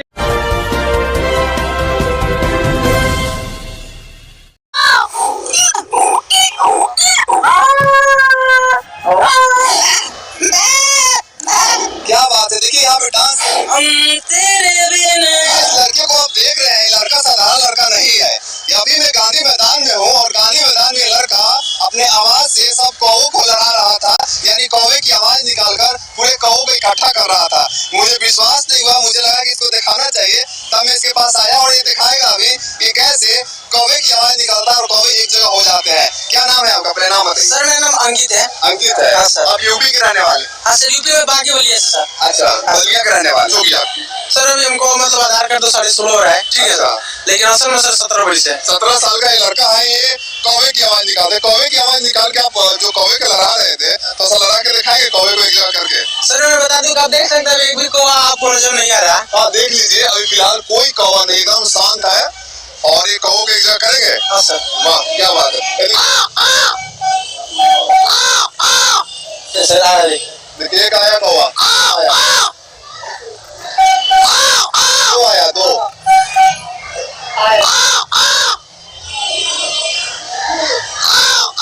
आप देख सकते हैं कितने कौवा आ गए। क्या बात है, क्या बात है। देखा हमने पूरा का पूरा कौवा का हुजूम आ गया। थोड़ा सा और आवाज निकालिए। क्या बात है, क्या बात है।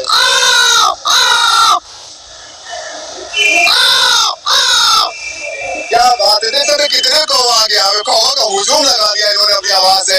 बिल्कुल अद्भुत है ये। और कहीं ना कहीं ये 16 साल का लड़का है और 16 साल की उम्र में कारनामा कर रहा है। बहुत बड़ी बात है। ये कहाँ से सीखा आपने? सर ये मैंने यूट्यूब से प्रिपरेशन किया और सर अपने से अंदर से नेचुरली भी है सर। बता नेचुरली है? हाँ सर। मैंने कैसे पता चला कि कौवे की आवाज निकालेंगे और ऐसे कौवे को एक जगह कर लेंगे? सर जो मैं छोटे था तो अपने घर में मेरे नीम के डाल है और उस पर कौवा आते थे तो मैं कोशिश करता था।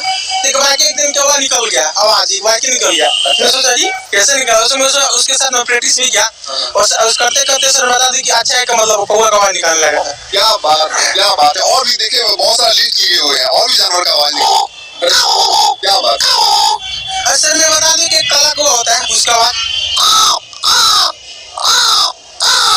हाँ सर। क्या बात। उसके बाद आ गया। अरे वाह क्या बात है। और सर इसका सर में आवाज निकाल लेता है, ठीक है। अच्छा स्कूटर का आवाज निकाल लेंगे, निकालिए जरा।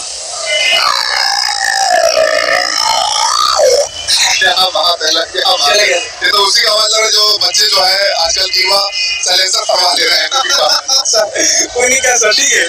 और सर मैं निकालूंगा बकरी का आवाज। तो बकरी का आवाज सर कैसा होता है?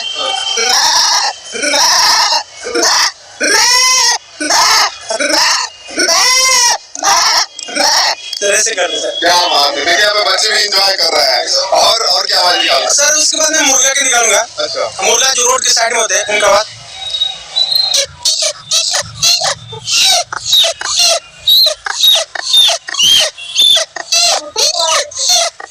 सर ऐसे करते हैं। अच्छा तो सुबह जो मुर्गा बांग मारता है उसका आवाज निकाल लेते हैं क्या? हाँ सर उससे भैया निकाल।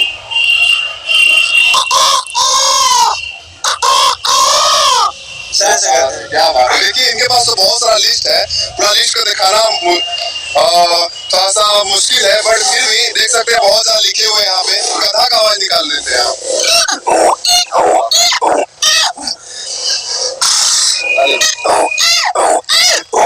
सर से फिर से ट्राई कीजिए, कोई बात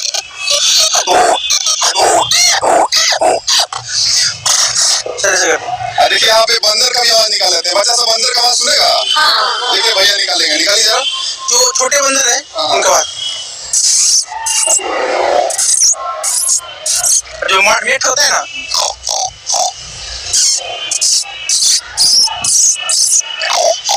क्या बात है। यहाँ पे लिखा आपने कबूतर के रोने की आवाज। कबूतर की रोने की आवाज मैंने नहीं सुनाया था, सुनाएंगे हमारे दर्शकों को।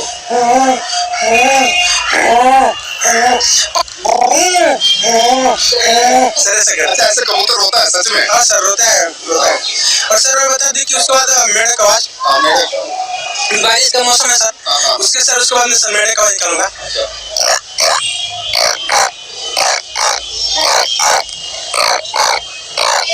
क्या बात है, क्या बात है। ये तो आप मिमिक्री कर रहे हैं, बहुत अच्छा। सुअर की आवाज निकाल लेते हैं, निकालिए जरा।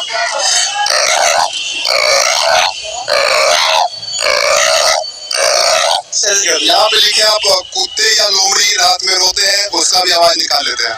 कुत्ते और लोमड़ी में सर अंतर है, ठीक है। सबसे पहले मैं कुत्ते का आवाज सुनाऊंगा।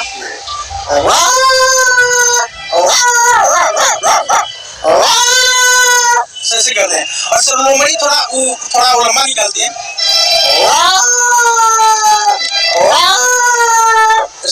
क्या बात है, क्या बात है। देखिए ये 16 साल का लड़का है जो यूपी में रहने वाला है और यहाँ पटना में रहता है, पटना में रह के पढ़ाई करता है। और साथ साथ देखिए गांधी मैदान में मिला मुझे, और यहाँ पे अनेक प्रकार के जो जानवर है उसकी आवाज निकाल लेता है। कहीं ना कहीं बड़ी बात इसलिए है क्योंकि इनका जो टैलेंट है नेचुरली है और भाई गॉड गिफ्टेड है।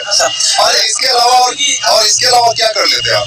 सर उसके बाद मैं डांस भी कर लेता हूँ, गाना भी कर लेता हूँ। अच्छा एक स्टेप हो जाए हमारे दर्शकों के लिए। क्या सर डांस वाला? हाँ कोई एक स्टेप कर लीजिए जो आपका सिग्नेचर स्टेप हो। ठीक है सर। और मैं अपने ताली हो जाएगा आप लोग। देखिए मैं अपने मुंडी को फिट करके और मैं अपने शरीर को पूरा हिला लूंगा। क्या बात है, देखिए करके दिखा रहे हैं। और ये देखिए क्या बात है, क्या बात है। देखिए यहाँ पे डांस करके दिखा रहे हैं। अरे वाह, अरे वाह, क्या बात है। बता कोई गाना होता है सर, उससे बहुत मस्त कर लेता है। कौन सा गाना? कोई भी गाना सर बजेगा। तो गाना नहीं इसलिए नहीं कर पा रहे हैं, कह रहे बहुत अच्छा डांस करते हैं। उसके बाद सर मैं निकालूंगा भैंस का भी आवाज सर।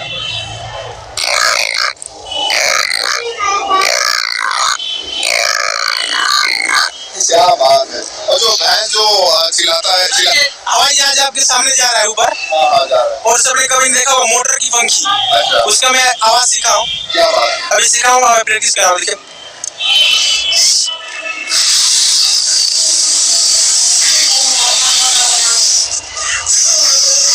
सर ट्रेडिशनल वाले के साथ आवाज निकल जाता है सर। इसके अलावा क्या कर लेते हैं? आपने डांस करके दिखाया, डांस करके दिखाया, मिमिक्री करके दिखाया, बहुत सारे जानवरों का आवाज निकाला। इसके अलावा क्या कर लेते हैं? और सर मैं गाना भी गा लेता हूँ। गाना भी गा लेते हैं, क्या बात है। गाना गाइए। हम तेरे बिना अब रह नहीं सकते, तेरे बिना क्या वजूद मेरा, तुझसे जुदायर हो जाएंगे तो खुद से हो पाएंगे जुदा। क्या बात है, बहुत अच्छा गाना गाया इन्होंने। और कहीं ना कहीं ये 16 साल का बच्चा और ये पटना में रहता है, पढ़ाई भी करता है, एनडीए की तैयारी कर रहे हैं। क्या बनना चाहते हैं आप? सर मैं एनडीए की तरफ से लेफ्टिनेंट बनना चाहता हूँ। अच्छा। और इस आवाज के माध्यम से मैं और अपने ग्रुप को लीड करूंगा। उत्तर प्रदेश शासन की मंशा के अनुरूप सरकारी विद्यालयों में पढ़ रहे कक्षा 5 से 8 तक के छात्र छात्राओं के उनके समग्र विकास, जीवन जीने के तरीके और ऐतिहासिक धरोहरों से रूबरू कराकर उनके जीवन को एक नई दिशा देने के लिए शिक्षा विभाग द्वारा आज शहीद स्मारक का भ्रमण कराया गया। साथ ही साथ स्वतंत्रता संग्राम सेनानियों के जीवन, भारतीय इतिहास के बारे में उन्हें अवगत कराया गया, ताकि यही बच्चे आगे भविष्य में जाकर देश की अखंडता को बनाए रखने के लिए एक जिम्मेदार नागरिक, साथ ही साथ इन्हीं के द्वारा आने वाले भविष्य की जिम्मेदारी और क्रांति की मिसाल बने, जिससे देश का सुनहरा भविष्य इन्हीं छात्र छात्राओं के बीच छुपा हुआ है। जिलाधिकारी माला श्रीवास्तव द्वारा बच्चों से मिलकर उन्हें चॉकलेट और मैंगो ट्रॉफी देकर सम्मानित किया गया है और बच्चों द्वारा चॉकलेट और फ्रूटी रूपी सम्मान को पाकर खुशी जाहिर की है। जीवन में आगे बढ़ने के लिए जिलाधिकारी द्वारा बच्चों को आशीर्वाद भी दिया गया है। होगा इस उम्र से तो तो वो आगे चलकर देश के अच्छे नागरिक बनेंगे और उनके माध्यम से समाज के सभी वर्गों को एक महत्वपूर्ण संदेश जाता है, क्योंकि बच्चे अपने परिवार और आस पड़ोस के लिए बहुत महत्वपूर्ण संदेश वाहक का भी काम करते हैं और क्रांति लाने की जो चिंगारी होती है वो यहीं से शुरू हो सकती है। तो एक तरह से बेहतर समाज के निर्माण और बेहतर जीवन शैली को बढ़ावा देने के उद्देश्य से आज ये कार्यक्रम हुआ। फिर इन बच्चों से मेरी भी मिलने की इच्छा थी, तो हम लोगों ने उनसे इंटरेक्ट किया, उनसे पूछा कि उन्होंने क्या सीखा, आगे वो कैसे अपनी इन अनुभवों को और बेहतर ढंग से समझ सकते हैं और स्रोतों से जानकारी हासिल करने का पूरा प्रयास करें और अपने सपनों को साकार करें। और हम इस पूरे सफर में उनके साथ हर समय खड़े मिलेंगे, ये उनसे डेली न्यूज के लिए रायबरेली से वसीम खान की रिपोर्ट। नमस्कार। क्या परिचय है आपका? मोहम्मद इलियास, पूर्व अध्यक्ष नगर पालिका परिषद रायबरेली। आप सब लोग यहाँ पे इकट्ठे हैं, क्या है, किस लिए आप लोग इकट्ठे हैं? आज हमारे राष्ट्रीय अध्यक्ष समाजवादी पार्टी माननीय अखिलेश यादव जी ऊंचाहार विधानसभा में काशीराम महाविद्यालय में मान्यवर काशीराम जी की मूर्ति का अनावरण करने वहाँ पहुँच रहे हैं। इसलिए रास्ते में हम सब समाजवादी पार्टी के सिपाही और कार्यकर्ता और नेता उनके स्वागत के लिए यहाँ इकट्ठा हुए हैं। काशीराम जी की मूर्ति को लेकर के क्या लगता है कि ये 2024 को चुनाव को लेकर के जो है सपा और सपा पार्टी द्वारा जो है ओबीसी और दलित को साधने का काम किया जा रहा है? जब कभी किसी महापुरुषों का सम्मान किया जाता है तो आप लोग ये सवाल क्यों उठाते हैं 2024 और 2027 और 2012 और 17? क्या महापुरुषों का सम्मान करने का कोई समय निश्चित होता है? नहीं, ऐसा विपक्ष के लोग आरोप लगाते हैं। हमारे समाजवादी पार्टी में तो पूर्व में गठबंधन में मान्यवर काशीराम जी को इटावा से गठबंधन के अंतर्गत सांसद बनाया। उसके बाद अभी माननीय अखिलेश यादव जी ने 2019 में गठबंधन करके, जबकि वो 0 पर उससे पहले 2014 में आउट हो गई थी और 10 सांसद देने का समाजवादी पार्टी ने काम किया।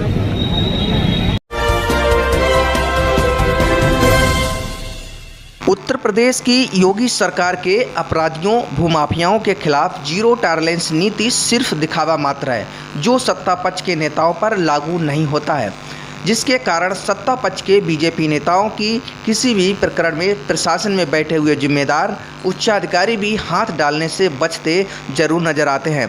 सोमवार को एक गरीब परिवार ने बच्चों सहित जिलाधिकारी कार्यालय पहुंचकर बीजेपी नेता पर घर कब्जा करने का आरोप लगाते हुए न्याय की गुहार लगाई है। ताज़ा मामला रायबरेली के तौदकपुर थाना लालगंज सामने आया है, जिसमें एक गरीब परिवार अपने पूरे परिवार के साथ पीढ़ियों से पुश्तैनी मकान में निवास करते चले आ रहे हैं। वहीं पीड़ित परिवार एमपी के इंदौर शहर में कुछ समय से परिवार के पालन पोषण के लिए रह रहा था। जब पीड़ित परिवार अपने पैतृक घर आया तो उसके घर पर स्थानीय बीजेपी नेता मनीष त्रिवेदी द्वारा अवैध रूप से घर पर कब्जा करते हुए ताला लगा दिया गया। जब पीड़ित सारा माजरा देखकर दंग रह गया, जब उसने दबंग बीजेपी नेता मनीष त्रिवेदी से अवैध कब्जेदारी को लेकर अपनी बात रखी तो बीजेपी नेता द्वारा घर छोड़कर भाग जाने और जान से मारने की धमकी दी गई। पीड़ित परिवार छोटे छोटे बच्चों महिलाओं के साथ अपना सामान लेकर उच्च अधिकारियों के चौखट के चक्कर काट रहा है। पीड़ित परिवार को अभी तक सत्ता पक्ष के नेताओं के दबाव में प्रशासन से न्याय की दरकार है।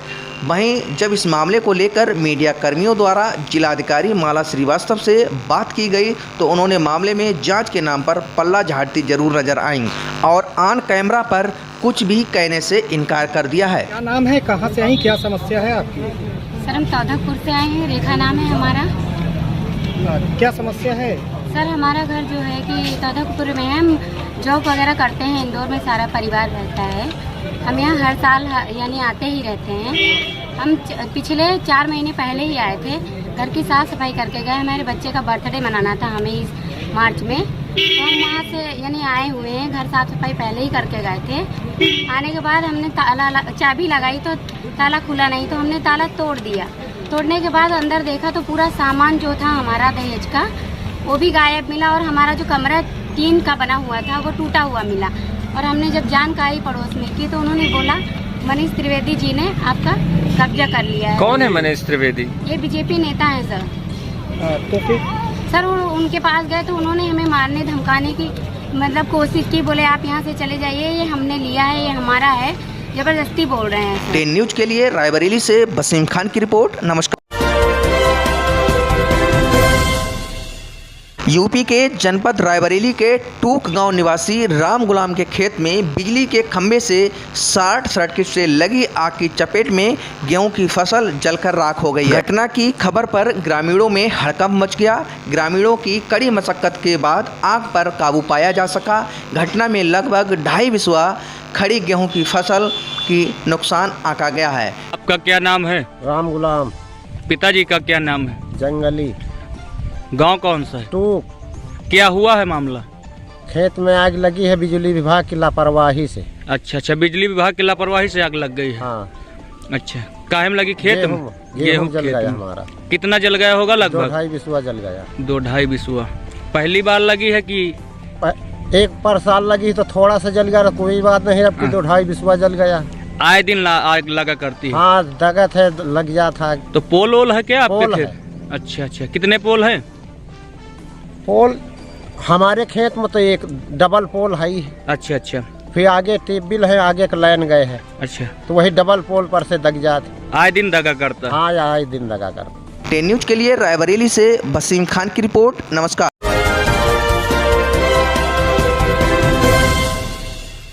कोई यकीन कर सकता है कि मुख्यमंत्री जी कह रहे हो कि केवल 100 में 4 बेरोजगार हैं। मुख्यमंत्री भी गाँव में चले जाए तो वो पाएंगे जब तक पूरा गाँव बेरोजगार, उसके पास कोई नौकरी और रोजगार। अभी जब सरकार छठी मनाई तो सरकार ने कहा कि हमने प्रति व्यक्ति आय दोगुनी कर दी। हमें कोई बड़े किस व्यक्ति आय दोगुनी हुई है? यहाँ अगर किसान बैठे होंगे तो बताओ किसान भाइयों, आपकी कितनी आय हो गई? क्या पैदावार की कीमत मिल गई आपको? क्या जो फसल आपने खेत में पैदा की थी उस कीमत दे पाई? ये जो धान तो ऐसे ही बिक गया, और जो गेहूं की खरीद की तैयारी होनी चाहिए वो नहीं हुई है तैयारी। गेहूं की तैयारी नहीं की, खरीद की, और वो खरीद की तैयारी इसलिए नहीं की है, उन्होंने बड़े उद्योगों को ला दिया है। जो बड़े बड़े उद्योगी हैं भारतीय माध्यम से पूरा गेहूं लेकर के जाएंगे, क्योंकि किसान को थोड़ी बहुत कीमत मिली जा रही है, इसलिए किसान उस बात की चिंता नहीं कर रहा है। लेकिन जो शहर में जो आटा खरीदते हैं वो जानेंगे जब गेहूं का आवंटन कर गया तो सोचो उनको कितनी चुकानी पड़ेगी। सवाल ये है कि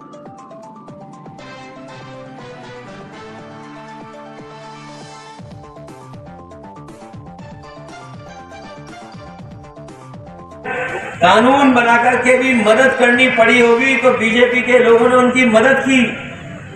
और जिस समय सब कारोबार उद्योग, तो आपको याद है दुनिया में भाई उद्योग आगे बढ़ता जा रहा था, नंबर तक पहुंचा, लेकिन नंबर 2 के बाद ऐसी रिपोर्ट आई, और रिपोर्ट आने बाद पता नहीं कहां पर उद्योगपति पहुंच गया, कोई नहीं जानता कि वो किस नंबर पर है। आपको तो याद होगा कि कौन 2 नंबर पर था?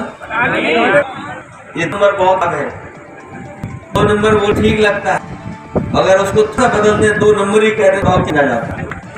जो उत्पत्ति 2 नंबर पे थी, आज बताओ कहां पहुंच? आज उनकी गिनती नहीं हो रही है, और गिनती भी कैसे हो, क्योंकि जिस तरीके नक्सली आगे बढ़ाया था, सब संगठन जुटा के तब जाके नंबर 2 पर पहुंचे। और अगर आप अभी के जो 6 साल सरकार आए, देखा होगा कि जी ने कहा कि हमने पूरी बेरोजगारी खत्म की है, अब बेरोजगारी केवल 4% है। ये बेरोजगारी दर बता रहे हैं कि 4 कुछ है, वो इस बता रहे हैं कि हमारा गरीब नहीं रहा है कि आखिरकार ये क्या है बेरोजगारी दर।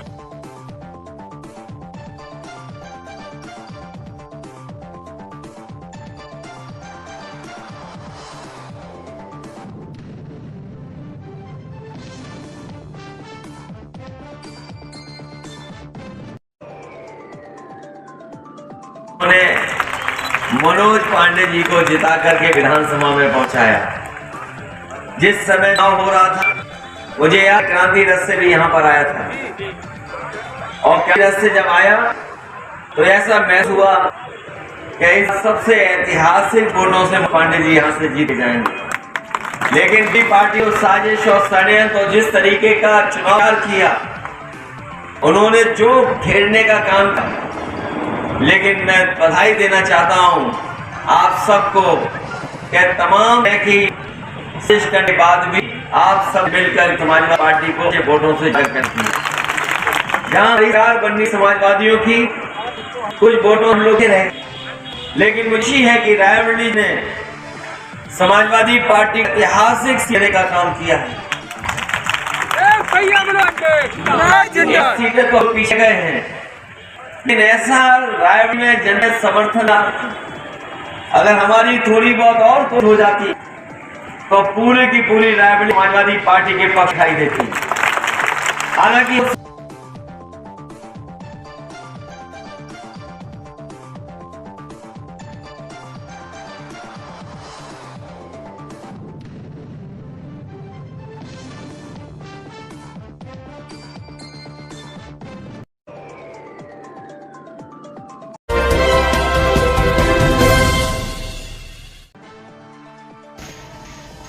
थाना जलालाबाद पुलिस द्वारा मालों के निस्तारण के संबंध में प्रचलित अभियान के अंतर्गत आबकारी अधिनियम के 1986 अभियोगों में बरामद 14,663 लीटर शराब का विनिष्टीकरण कराया गया है।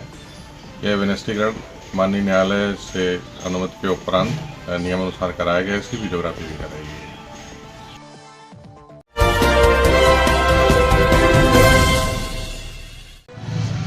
शुभ नाम आपका क्या है? पवन पांडे नाम है और आकांक्षा पांडे जो हमारी घर में है जी, वो अब की बार चुनाव मैदान में हमने उतारा है, क्योंकि महिला सीट होने के नाते अब हमने उनको अपना प्रत्याशी बनाया है। तो समाज में क्या मुद्दे होंगे अब की बार आपके?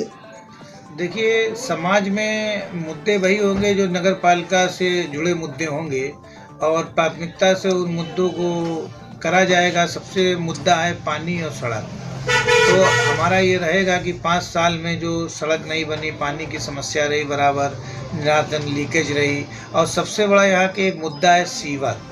जो सीवर टैंक जगह जगह बहते हैं, उससे काफ़ी लोगों को परेशानी होती है, काफ़ी उससे व्यवस्था माने ख़राब होती है और जनता भी काफ़ी नगर पालिका में दौड़ के आई, लेकिन उसका अभी कोई ठोस निकल के नहीं आया जो जिससे जनता संतुष्ट हो। तो उस मुद्दों को जो जनता को विगत 5 वर्षों से नहीं हो पाया, उन मुद्दों को तुरंत माने समाप्त करके उनका काम करने का काम करेंगे। जैसा कि अब की बार जनता चाहती है कि हम गरीब तबके के लोग हैं, क्या शिक्षा में आपकी प्रोन्नति होगी?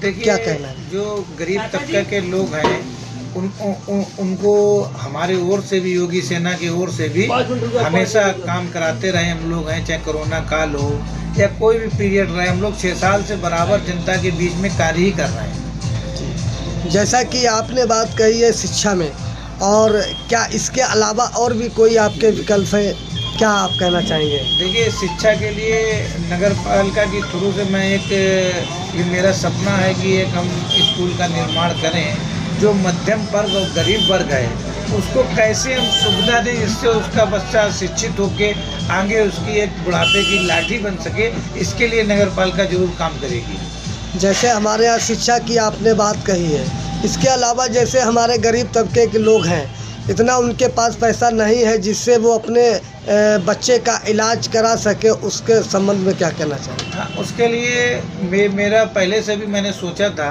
एक चैरियट के थ्रू नगर पालिका में अस्पताल का निर्माण कराया जाएगा, जिससे बच्चों को भी जो काफ़ी गरीब लोग हैं उनको फ्री दवाई मिल सके।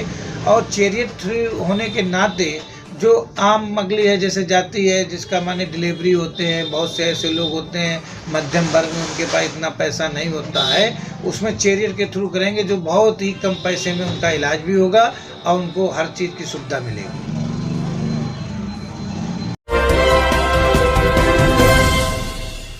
यूपी के जनपद बरेली के थाना किला क्षेत्र में एक महिला को शादी का झांसा देकर शारीरिक शोषण करने का मामला सामने आया है। पीड़ित ने शोषण की शिकायत थाना पुलिस और उच्च अधिकारियों से की, लेकिन पुलिस ने आरोपी के खिलाफ कार्रवाई नहीं की है। कार्रवाई न होने पर पीड़िता ने करणी सेना के समक्ष प्रस्तुत होकर न्याय दिलाने की गुहार लगाई, जहां करणी सेना जिला अध्यक्ष ठाकुर राहुल सिंह ने पीड़िता के साथ थाना किला पहुंचकर थाना अध्यक्ष से मामले में जांच कर कार्रवाई करने को कहा है। वहीं थाना अध्यक्ष ने कार्रवाई करने का आश्वासन दिया है। एक लड़का है, उसने मेरे संग शारीरिक शोषण करा और जो है मैं बड़े बड़े अधिकारियों के गई हूँ, लेकिन मेरी पिछले 2 महीने से कोई सुनवाई नहीं हुई अभी तक।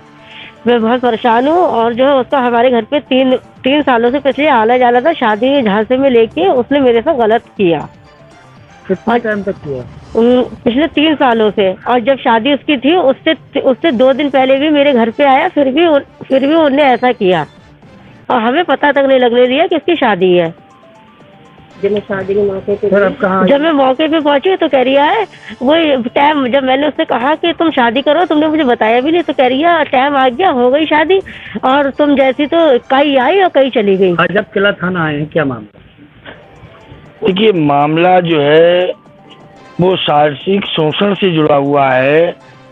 एक मुस्लिम बेटी के साथ जो है दुष्कर्म को अंजाम दिया गया। इसकी शिकायत शासन व प्रशासन को लगातार बड़े बड़े अधिकारियों को और किला थाने में भी कई बार प्रार्थना पत्र दिया गया, परंतु उस बच्ची के साथ कोई भी इंसाफ अभी तक नहीं किया गया। ना तो उसकी एफआईआर दर्ज हुई। जब इसकी शिकायत उसने मेरे से की तो मैंने तत्काल एक प्रार्थना पत्र बनाकर किला थाने को सबमिट किया है और इंस्पेक्टर साहब ने आश्वासन दिया है कि जल्द जो है इसके ऊपर कार्रवाई की जाए। साथ ही साथ मेरा कहना है, बेटी जो है किसी भी समाज की हो, अगर उसके साथ कोई भी गलत काम होगा तो करणी सेना जो है कंधे से कंधा मिलाकर उस बेटी के साथ खड़ी रहेगी और जब तक उसको इंसाफ नहीं मिल जाएगा हम बिल्कुल जो है पीछे हटने वाले लोग नहीं हैं। ऐसा अभी उसने एक बेटी के साथ किया है, कितनों के साथ उसने खिलवाड़ किया होगा और साथ ही साथ उसने 3 साल तक लगातार उसका एक रेप किया है। उसको जितना भी हम कहें वो जो है एक कम है और दोषी को सजा मिलनी चाहिए। 10 न्यूज के लिए बरेली से राकेश कुमार के साथ रामवीर की रिपोर्ट। नमस्कार। यूपी के जनपद शाहजहांपुर के नगर तिलहर में हर वर्ष की भांति इस वर्ष भी परम वैभवशाली शक्तिमान मर्यादित कलयुग में जीवांत देव श्री हनुमान जी महाराज के जन्मोत्सव पर मुख्य नेतृत्व ममतेश गुप्ता के निवासित सैकड़ों हनुमान भक्तों के साथ सुंदर सुंदर झांकियां व ढोल नगाड़ों के साथ हनुमान भक्त सर्राफ बाजार एवं मुख्य बाजार से श्री बंसी वाले बड़े हनुमान जी महाराज के मंदिर तक 1.25 किलो लड्डू के महाभोग के साथ भव्य शोभा यात्रा निकाली गई है, जहां सभी बाबा भक्तों ने जय श्री राम का जयघोष कर बाबा को जन्मदिन की बधाई दी है। तत्पश्चात बाबा के प्रसाद रूप में भंडारा एवं बाबा के लड्डू का भोग भी वितरित किया गया है। वहीं आयोजन से नगर जय सिया राम जय हनुमान के जयकारों से गुंजायमान हो गया है। श्री हनुमान जन्मोत्सव के उपलक्ष्य में भाई ममतेश गुप्ता द्वारा संगठित ये सारे बाबा के सेवक 1.25 किलो का विशाल लड्डू बाबा के भोग स्वरूप तत्पश्चात सिद्ध मंदिर श्री बंसी वाले मंदिर तक की ये पद यात्रा शोभा यात्रा और बाबा का भोग चढ़ाकर सभी में ये प्रसाद हर वर्ष वितरित किया जाता है। बहुत ही सुंदर शोभा यात्रा। आप सभी को श्री बालाजी महाराज भी हनुमान के जन्मोत्सव पर बहुत बहुत हार्दिक शुभकामनाएं। न्यूज के लिए तिलहर शाहजहांपुर से अमुक सक्सेना की रिपोर्ट। नमस्कार। भाजपा हनुमान जी की एक और बात से भी बहुत बड़ी प्रेरणा मिलती रहती है हमें। जब हनुमान जी को राक्षसों का सामना करना पड़ा तो वो उतने ही कठोर भी हो गए थे। इसी तरह भ्रष्टाचार की बात आती है, परिवारवाद की बात आती है, कानून व्यवस्था की बात आती है, तो भाजपा उतनी ही संकल्पबद्ध हो जाती है मां भारती को इन बुराइयों से मुक्ति दिलाने के लिए कठोर होना पड़े तो कठोर भी हो। और हमारे लिए तो बहुत बड़ी प्रेरणा क्या है, आज की मॉडर्न परिभाषा में जिन बातों को बार बार जिक्र किया जाता है, और वो है कैन डू एटीट्यूड। अगर हनुमान जी का पूरा जीवन देखें, डगर डगर पर पल पल हनुमान जी की एटीट्यूड, कैन डू संकल्प शक्ति उनको हर प्रकार की सफलता लाने में बहुत बड़ी भूमिका अदा करती है। कहा भी गया है, कवन सो काज कठिन जग माही, कवन सो काज कठिन जग माही, जो नहीं होई तात तुम्हें पाही, तुम्हें पाही। यानी ऐसा कोई भी जो पवन पुत्र हनुमान कर नहीं सकते। इसलिए जब लक्ष्मण जी पर संकट आया तो हनुमान जी संजीवनी बूटी के लिए पूरा पर्वत ही उठा करके ले आए। इसी प्रेरणा से परिणाम लाने में, लोगों की समस्याओं का समाधान करने का प्रयास करते रहना है, करते रहेंगे। देश पर गौआश्रय स्थलों की जांच के लिए मैं जनपद रायबरेली आया हूं और अब तक 5 गौआश्रय स्थल मैंने देखा। ये पहला गौआश्रय स्थल है जहां पर नगरी क्षेत्र का है, जिसको कान्हा उपवन कहा जाता है जी। और मैं अभी कल भी रहूँगा, 3 दिन की जांच है, तो जांच करके और काफ़ी अभी और भ्रमण करूँगा और इसके बाद अपनी रिपोर्ट शासन को और ज़िले को प्रेषित करूँगा। महाराजगंज में कौन कौन से गौशालाओं का निरीक्षण किया गया? ये मैं अभी, आप लोग अगर जिला मुख्यालय पर आएंगे तो डिटेल बाइट में दे दूँगा।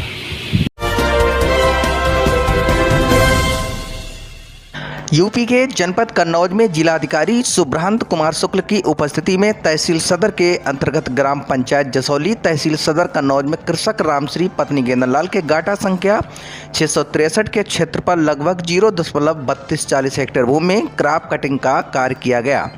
इस दौरान जिलाधिकारी ने खेत का नक्शा, खसरा रजिस्टर आदि भूमि अभिलेखों की जांच करते हुए किसानों द्वारा बोए गए गेहूं के बीज के बारे में जानकारी ली। उन्होंने स्वयं भी गेहूं की फसल की कटाई की। कहा कि क्रॉप कटिंग प्रयोगों के आधार पर ही जिले में फसलों की औसत उपज और उत्पादन के आंकड़े तैयार किए जाते हैं, जिससे जिले में हो रहे उत्पादन की सटीक जानकारी हासिल की जाती है। अंतिम आंकड़े परीक्षण के उपरांत राज्य स्तर पर कृषि निदेशालय जारी करता है। उन्होंने कहा कि क्रॉप कटिंग के प्रयोगों से प्राप्त उत्पादन के आंकड़ों के आधार पर क्षतिपूर्ति और फसल बीमा की राशि निर्धारित की जाती है। इस दौरान तहसीलदार सदर, अपर सांख्यिकी अधिकारी, राजस्व निरीक्षक सहित लेखपाल व कृषक उपस्थित रहे हैं। हमारा जो ये रबी का फसल है जनपद कन्नौज में तैयार हो गया है, तो गेहूं का क्रॉप कटिंग का आज ये प्रयोग था।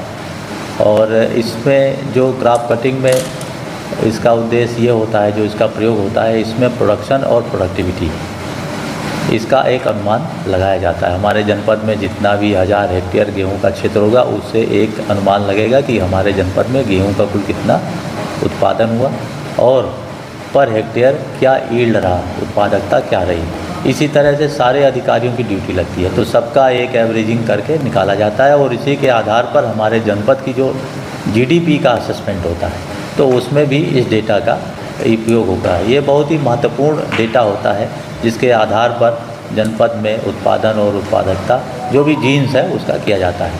अब इसका जो खेतों का चयन है, गांव का चयन है, इसके ये सब रैंडम बेसिस पे होता है और ये राजस्व परिषद में एक इसमें कृषि गणना पूरा एक अनुभाग है, वहाँ से कुछ रैंडम नंबर आते हैं, उसकी कोई एक अलग से पद्धति है। उस पद्धति के आधार पर 3 प्लाट उसमें चयनित होते हैं और उस 3 में से जिसमें जो जीन्स उपलब्ध होता है वहाँ पे जाके एक एक्सपेरिमेंट किया जाता है और वहाँ से फिर इसमें निकाला जाता है कि कितना गेहूं का था, जिससे गेहूं कितना उत्पादन हुआ। और ये अब डेटा जो हमारी फसल बीमा कंपनियां हैं, ये इसको आगे चल के यूज़ करेंगे। सर किस तरीके का उत्पादन की अनुमान लगाया गया इस बार फसल का? अभी तो जो हम लोगों ने जहाँ पे किया उसमें अच्छा था। अभी तो उसका एक थोड़ा सा एक थ्रेसिंग करके निकालने का अभी ये प्रक्रिया चल रहा है। सूखा नहीं था, थोड़ा नम था, लेकिन अच्छा अभी तो प्रोडक्शन ठीक है। न्यूज के लिए कन्नौज से प्रभाष चंद्र की रिपोर्ट। नमस्कार।